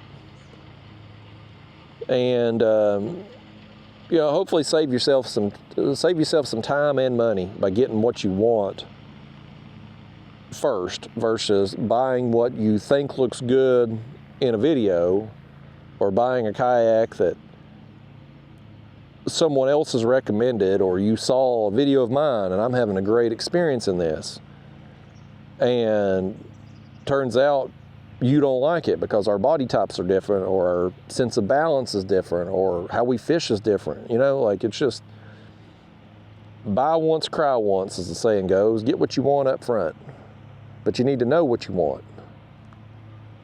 So, but for me, I've owned a bunch of kayaks through the years. Man, I've had, I don't even know how many. Let's just go through. Why don't we do this? This might be a fun exercise, maybe help some of you out. Let's talk about the kayaks I've had and go through the pros and cons of each of them. That might be beneficial to some of you. So first off, the first one I ever had was and I made the mistake I tell everybody don't do. I went to the sporting goods store, Dick's Sporting Goods, and I bought one on sale that looked good. There was a Field and Stream Eagle Talon, I think it was called. Eagle, I think it was an Eagle Talon. I think that's what it was called. That's the name that's popping in my head right now. But it was that. It was a sit-inside kayak. Got it on sale, and boy, you get what you pay for, as the saying goes. It was unstable, uncomfortable, very cheaply made, like just not a good kayak. And I was really close to, like, I mounted some rod holders on that thing, and I was having fun with the fish I was catching. But I wasn't having fun just being in that kayak because it was so uncomfortable. I mean, it was just literally, you were sitting on the floor of the thing with just a little pad. Your ass was wet all the time, and it was just uncomfortable. And very unstable trying to land fish in that thing. But I was having so much fun with the fish I was catching that I decided to give it, instead of just quitting kayak fishing altogether and just continuing to fish out of my boat, I was like, let me get a better quality kayak. So I bought a used Native Ultimate. It's a 2007 model, and that was the sit-inside kayak, kind of a tunnel hole as far as the bottom design was. So it was only 30 inches wide. It was a narrow kayak, but it was very stable, way more stable than the Field and Stream kayak I had. And the seat was more comfortable, and I could set up higher. And I just had a way, way better kayak fishing experience out of that thing. So I fished out of it. I had it for 6 years. And it was a paddle kayak. I paddled it everywhere. Tons of space in there. It was 14 and a half foot long. And of course, just open design there being a set inside. So you could pack all your stuff in there, man. It was easy to rig. I had that dashboard I mentioned earlier on there with my rod holders mounted. So I had a good experience in the kayak. But it was slow to paddle. You definitely didn't want to go out on a windy day in it because you weren't going to make any kind of progress. It was just it was limiting on the amount of current flow you could anchor in because it was so narrow. But I was content with it, man. I was having a good time. I was enjoying it. And then a friend of mine bought a Hobie Pro Angler. And I still remember it, man. We had fished together that day, and we were pedaling back, or going back upstream against the current, and the wind had started to kick up, and so it was blowing downriver too. And it was manageable, but like, I mean, I was paddling. Like, I mean, I couldn't stop paddling or else I was going to be going backwards with the wind and current. And so I'm moving along, I'm giving everything I got, making my way upriver, and I glance over. There's my buddy out there. He's getting his new Hobie Pro Angler, and he's on his damn cell phone just pedaling nonchalantly, just casually. And keeping pace with me as I'm struggling. I'm like, yeah, that's the life right there. I've got to get me in one of those pedal kayaks. So I did. I went and I got a Hobie Outback, which I bought used. It was a 2015 or 14. I think it was a 2015 model. Hobie Outback. Another thing though, like it was one of them situations, I bought it used, so I didn't get any seat time in it. And once I actually got in it, I'm like, well, this seat's pretty uncomfortable. Now, it was a little heavier than the Native Ultimate. Comparable stability, although the way the floor design was, your feet was pretty close together. So while the kayak itself was stable, you standing up on the kayak with your feet that close together made it feel less stable than it actually was, if that makes sense. But it was fast enough. The seat wasn't comfortable, but it was tolerable enough. And so I had that kayak a few years. And then I pedaled it so much, I ended up getting piriformis syndrome because my body just did not like the seat height to like I just could not. What would happen? I would pedal, and after pedaling a while, my leg would start to go numb. I'd get sciatica, and I'd go home and sleep it off and feel better the next day. Well, eventually the day came where I didn't feel better. And then I went back out the next day, and even though I didn't feel better, I pushed through it. And I ended up getting piriformis syndrome. And that's where the piriformis muscle, which is in your butt, it's a small muscle, but it goes right over the top of the sciatic nerve. And so when you overdo that muscle, when you overwork it, it becomes inflamed. It puts pressure on that sciatic nerve, causing you to have sciatica. And then the nerve irritation from the sciatic nerve being inflamed keeps the muscle irritated. And so it ends up being a very long, lengthy recovery time. It took, I can't remember now, it's been several years ago, like 6 to 8 months before I was back to normal.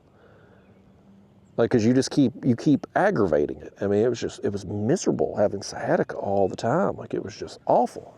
Your muscle, the piriformis, it would spasm. And it would spasm, and that would cause your sciatica, and it was awful. But it came from the fact I was pedaling at Hobie Outback. That was the reason why. So after that, I got what did I get next?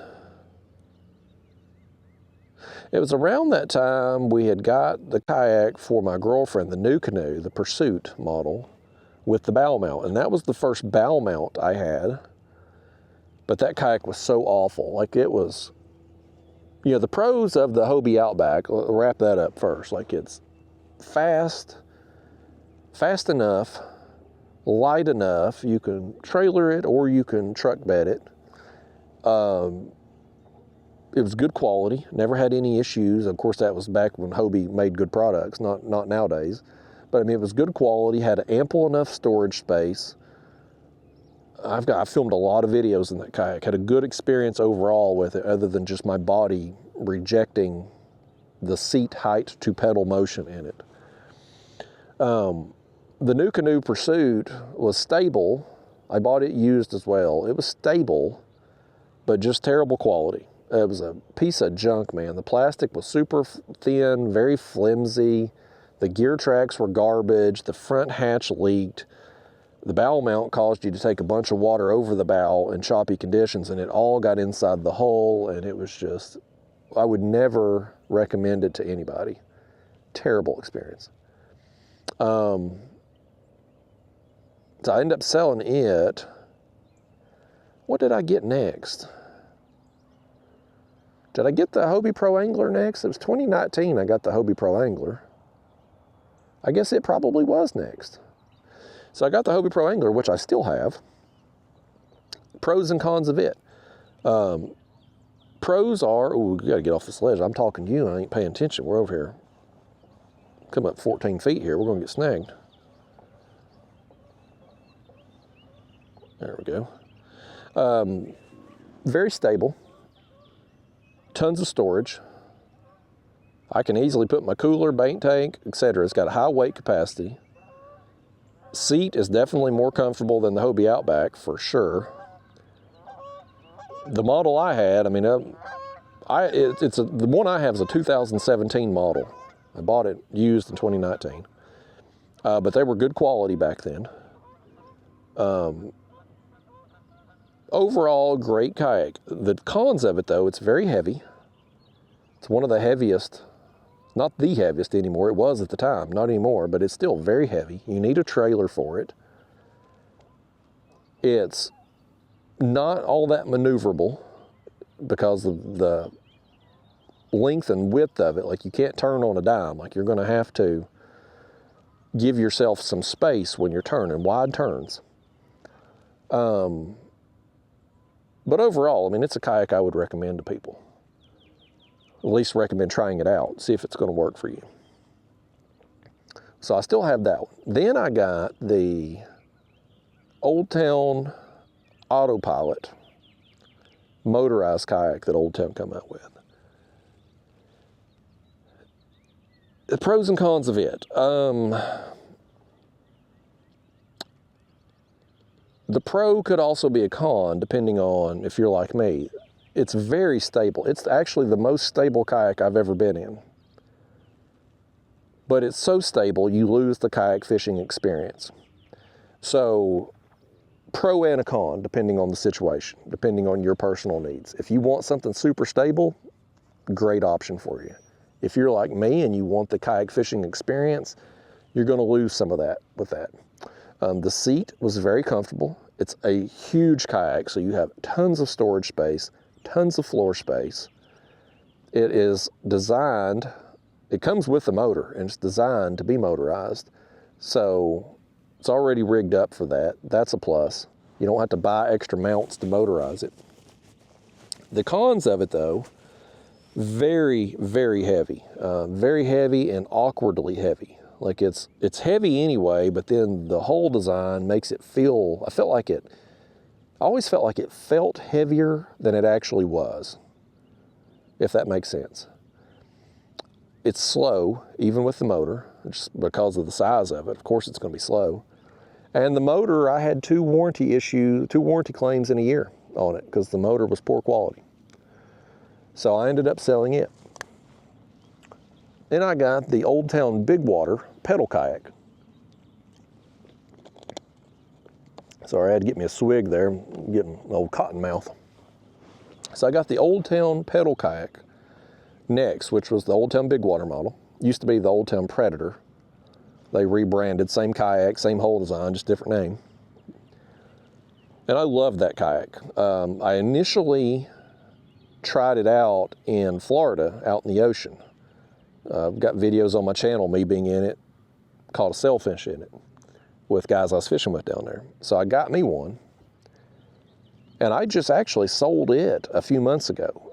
I'd had it, I got it in I think 2021, so I'd had it for 5 years. And I loved it, man. It's comfortable, very comfortable seat, very comfortable pedaling motion. I think it's the most comfortable pedaling motion for me was that Old Town pedal drive. Great quality kayak, great quality pedal drive.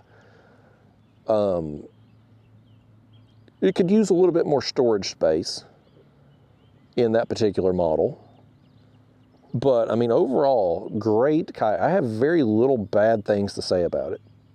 It could use a little bit more storage space. It's heavy, but I mean, you get the trade-off you get for the weight of that kayak is the quality. Like, it's a thicker plastic. So I don't really have anything bad to say about it. My only reason for getting rid of it, and I sold it to one of my channel members, my only reason to get rid of it was because I just wasn't using it. I've been in this thing all the time. I didn't need it anymore. This became my grab and go kayak that one was before. So that was my main motivation to get rid of it. But if I was ranking my kayaks, this would be number one, the Hobie Lynx. The Old Town Big Water would be number two. I don't know what would be number three, but there's the Lynx, the Old Town Big Water, and then whatever number three is would be way on down the list. Like, those two, easily my two favorites that I've ever had. So anyway, that was one of them.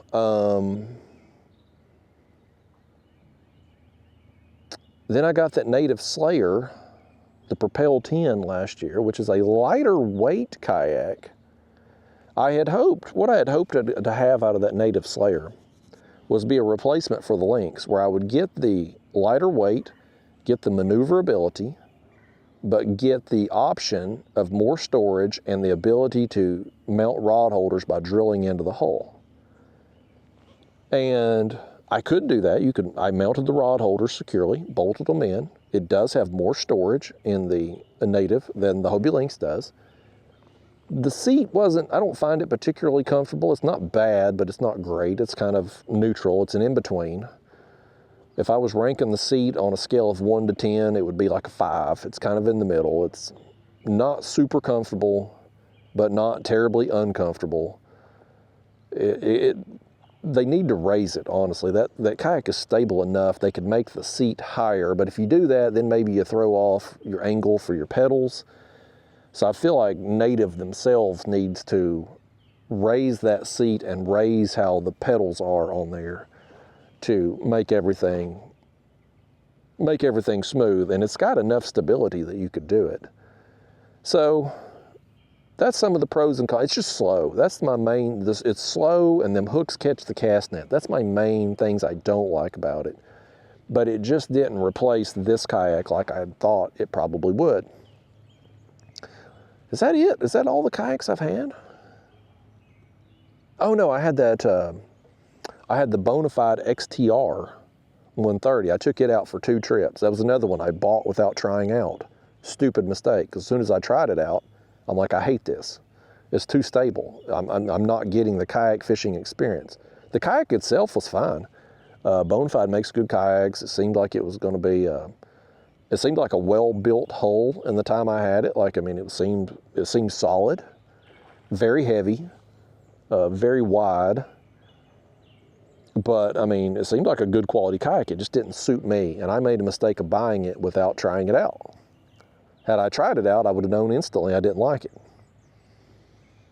So another one of them things, it's like, I tell you all don't do it. I've made that mistake myself numerous times. You know, it's just, it's one of them things. So anyway, I took it out twice, I sold it. I think that's all the kayaks I've had, and I've been in some others that I can tell you about. Daniel there, owner of Catfish SUMO, he let me borrow his NuCanoe Unlimited, and I took it out a few times. I didn't like it. It's a NuCanoe. I just don't have the plastic on the NuCanoe. It's not on the same level as some of the other reputable brands. You're just not getting the same consistency in the mold.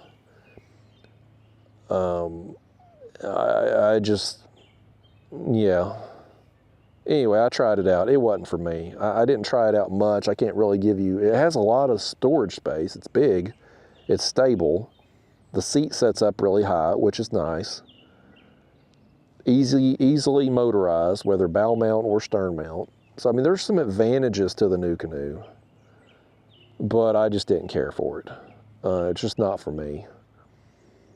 I just don't like that company. I was really soured on NuCanoe from the NuCanoe Pursuit that I had several years ago.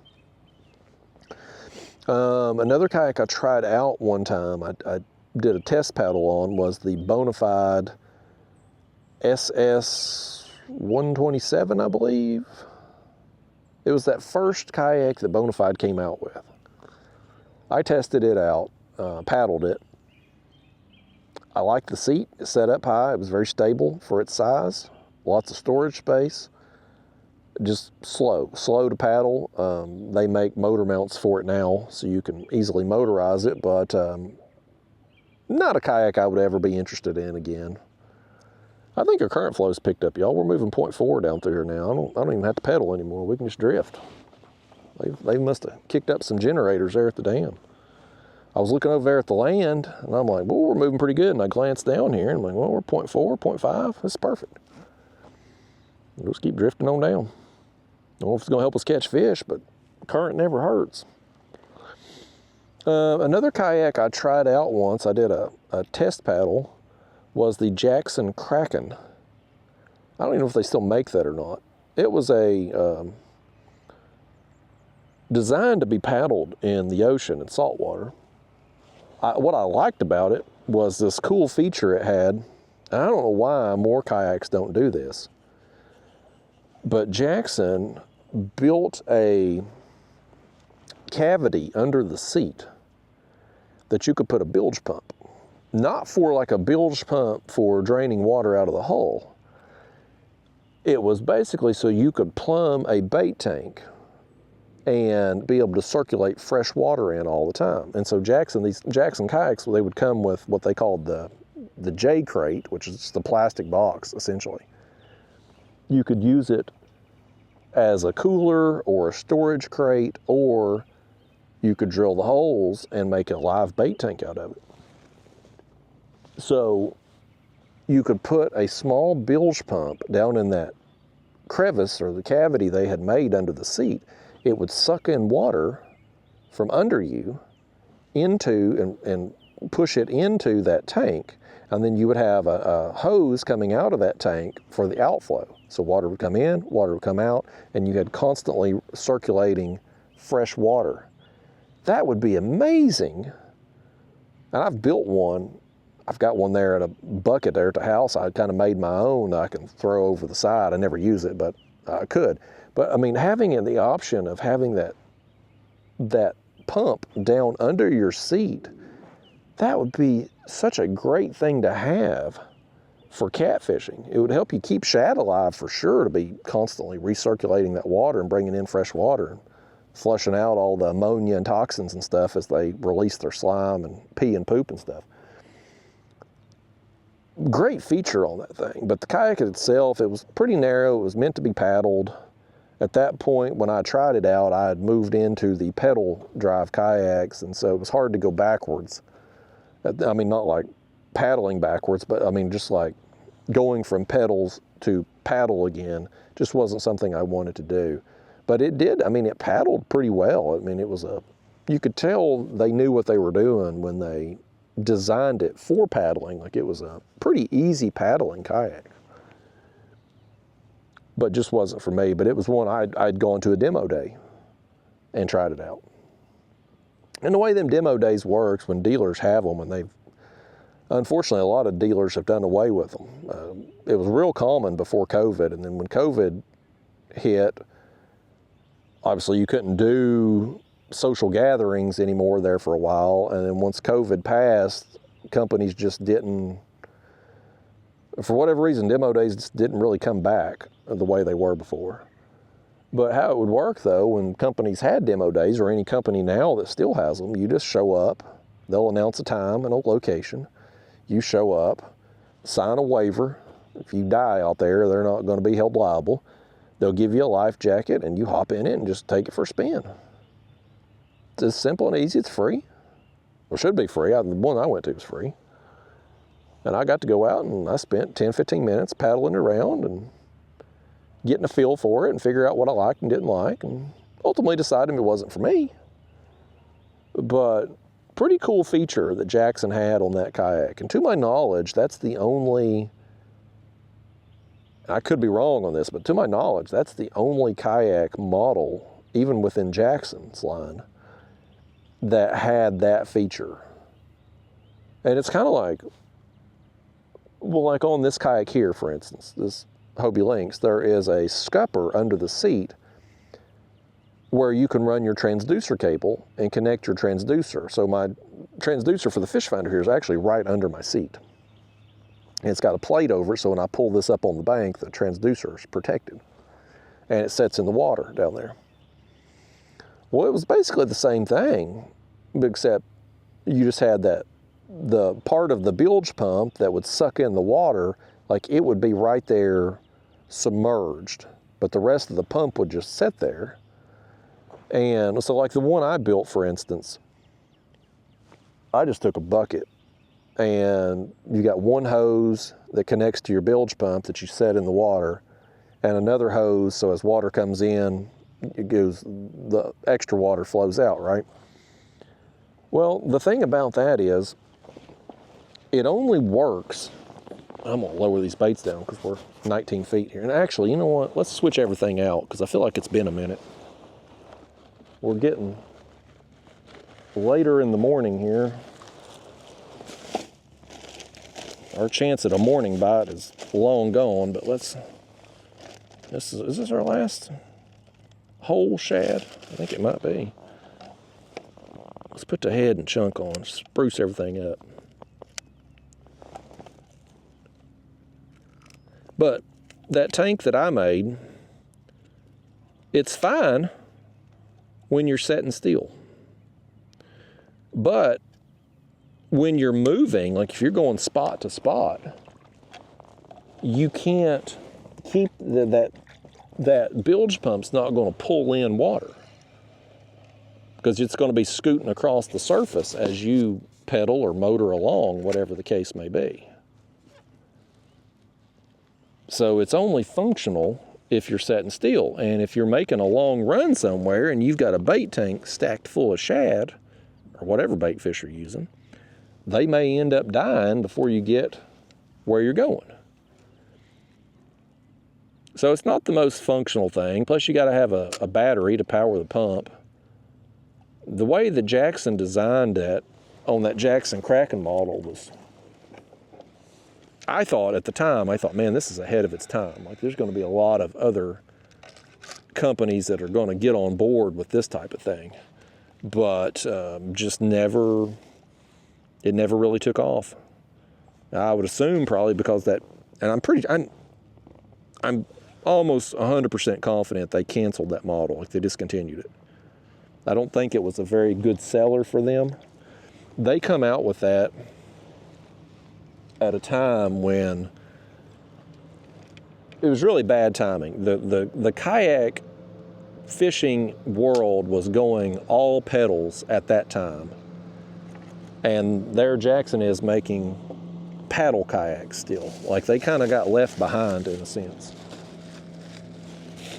And so that, I feel like that Jackson Kraken model that they'd come out with, I feel like it was kind of doomed right from the start. But hell of an idea they had. Whatever engineer come up with that, very smart idea. And I can't believe that no other kayak, to my knowledge anyway, has incorporated some feature like that. Because it would really be beneficial for somebody that's into catfishing or any type of fishing that uses live bait. Saltwater guys or maybe a peacock bass fisherman or any regular bass fisherman, largemouth maybe, that just use live baits like crappie fishermen. I mean, it would be very helpful. But apparently wasn't popular enough to get other manufacturers on board of doing it or for Jackson to put it in any of their other models.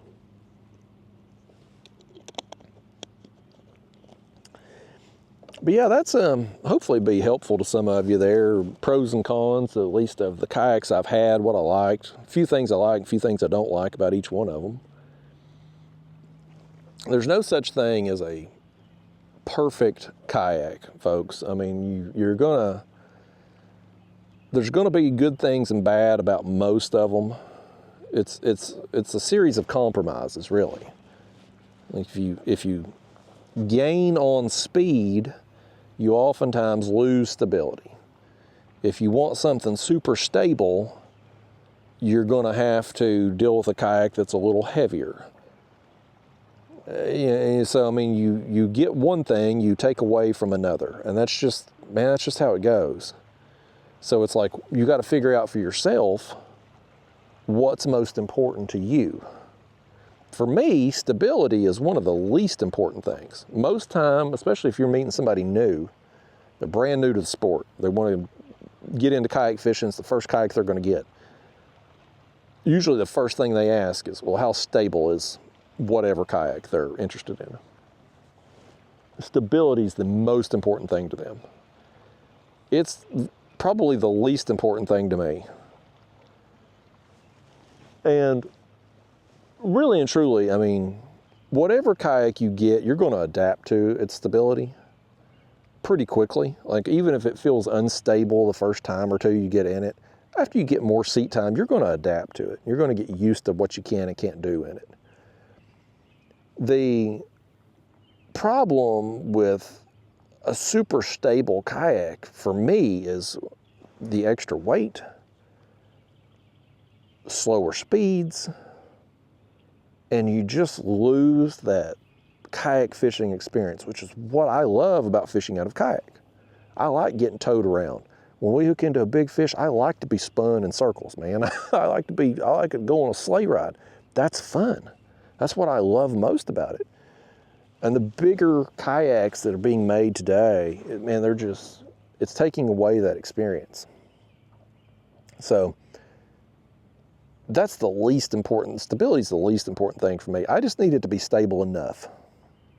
Just stable enough. I want to be able to stand up, throw a cast net, stand up and pee. If I hook a big fish like that one we got earlier, I want to make sure I can stand up as I bring it in and land it without fear of flipping or rolling the kayak. As long as it's stable enough, I'm good. I'll take a sacrifice on stability to gain in other aspects. So, but I think though, and who knows what will come out next. I mean, there's new kayaks coming out every year. I would expect this year, that ICAST show is where most of the new kayaks are released. And I think it's in July. I think it's usually in July. So there'll probably be some new stuff come out this year. Who knows? You know, something new may come out that catches my eye. But right now, with the kayaks that are currently on the market, currently available to purchase, as of me filming this, year of the Lord, 2026, this is the best kayak for me. For me, not for you necessarily, but for me. So I'm happy in it. I'm happier in this kayak than I've ever been in any of the others. I'm hoping this motor, I mean, I did motorize this thing with this Texas Power Paddle motor here. It's on my rudder back there.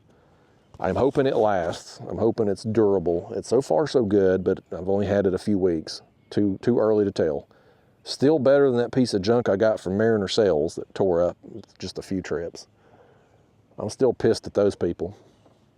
I need to go about once a month. I need to tell that story. That way I can ensure that eventually I'll make enough content about my bad experience with them that I'm able to reimburse myself for the money I lost on that motor. That was a big splash right there to our left. We ain't gonna drift down much further, folks. I'm gonna get out of here soon. I'm honestly a little disappointed with the numbers of fish today. I'm happy we got that big one. That was a nice fish that we got. I'm disappointed we lost the other big takedown. You all lost it, I didn't. I shouldn't have let you reel it in. I knew you'd lose it. I've still never lost a fish in my life, but you all lost that big one earlier. But overall though, man, we got that big blue, really nice drum, and 2 channel cats now in about, what, 4 hours? So, I mean, we're averaging a fish an hour. And if we'd had 4 big blues coming down through here or a big flathead mixed in, I'd be super ecstatic, which I mean, don't get me wrong, I'm happy we got that big blue. I'm gonna go ahead and post this video just because of that big blue. I mean, that's the reality of fishing, you know. Sometimes you have lights out days and can't keep baits in the water. Other times, like, I think we've been in the right place today. I've seen some fish on the graph as we've drifted along, but maybe we're just out here at the wrong time. Maybe they're just not active, or maybe we got the wrong bait. Maybe they're not interested in these shad. I don't know. We haven't had the numbers today. We haven't had the bites today. That's fishing. Some days, some trips are good, some not so much. Some days you get a lot of fish, some days you get a few fish, some days you don't get any. Some days it's quality over quantity, some days it's all dinks. That's the great thing about fishing. You just never know. If it was predictable, if you could script this stuff, you probably wouldn't like it as much. It probably wouldn't be as much fun. You wouldn't be able to have the anticipation driving to the lake or river that day because you would already know what was going to happen. I have no idea what's going to happen when we get out of here. I just hope I catch some big fish and live to see tomorrow. That's what I hope for. But I'll probably get out of here in a little bit, or at least I'm gonna go back to the creek that we launched in and throw the net some more, see what I can conjure up for bait, and hopefully get a bunch of bait, and then go home today and make a decision of whether or not I'm going to go to Ohio tomorrow to fish the tournament on Saturday, the following day. Probably look at the updated forecast and just see what's up and see if there's been any changes. Well, earlier in the week, it was looking great for Saturday. Now the wind, the rain that was coming on Fridays apparently got pushed off to later Friday evening, Saturday morning, and then higher winds. So, you know, that's the forecast, man. It's the weather, man. They can't predict a week out. They can get a rough estimate, but they really don't know until you get a day or so out what you can expect. And even sometimes then, there's been some days where I come out and they're not forecasting any wind at all, and it's blowing hard, and vice versa. So you just never know. Never know day to day. You just gotta wake up and look outside and see what's going on,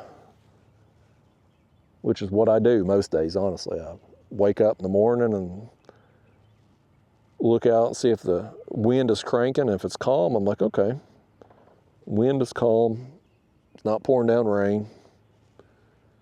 What do I want to do today? That's the way to live, man. That's a life well lived. The more days you have in your life that you can just wake up and think, what's going to make me the happiest today? What do I want to do? The more you can do that, the better your life's going to be. Unfortunately, though, the one really bad thing about us not catching many fish today, we didn't really get to give a fair test to this newest model of the light tackle rod. Would have been nice to get the big fish on it. That didn't happen. The channel cats wasn't nothing to write home about. So, well, that damn new rod might be bad luck for us too. I don't know. Sometimes it takes some few trips to get the Judy off of it. We'll put it through its paces though. We'll be using it again. Plenty more trips to come, folks. Speaking of what's coming, we got a boat coming this way too, right here. He's idling up through here. I hope I don't have to conversate with people today.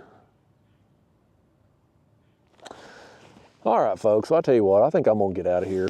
This boat's inspiring me to move on back upriver before I have to talk to them. I'm gonna go ahead and post this video though, man, because we did get a dang nice blue. I mean, that was a whopper, man. That's a trophy class fish on just about any body of water, and we busted it. So anytime I get a big fish, I go home happy. I've said that a million times. That drum, although a trash fish, nobody respects a drum, it was pretty good quality too. So anyway, I'm going home happy, but I am gonna go home here a little. I'm gonna go try to get some more shad, and then go get some lunch, and then head to the house, figure out a plan whether I'm going to Ohio or not. And yeah, so anyway, I guess the next video you see will either be a tournament from Ohio, or if I don't go, some random fishing trip. So we'll see. I'll see you then. Who knows what the hell fishing we'll be doing, but I'll see you here soon.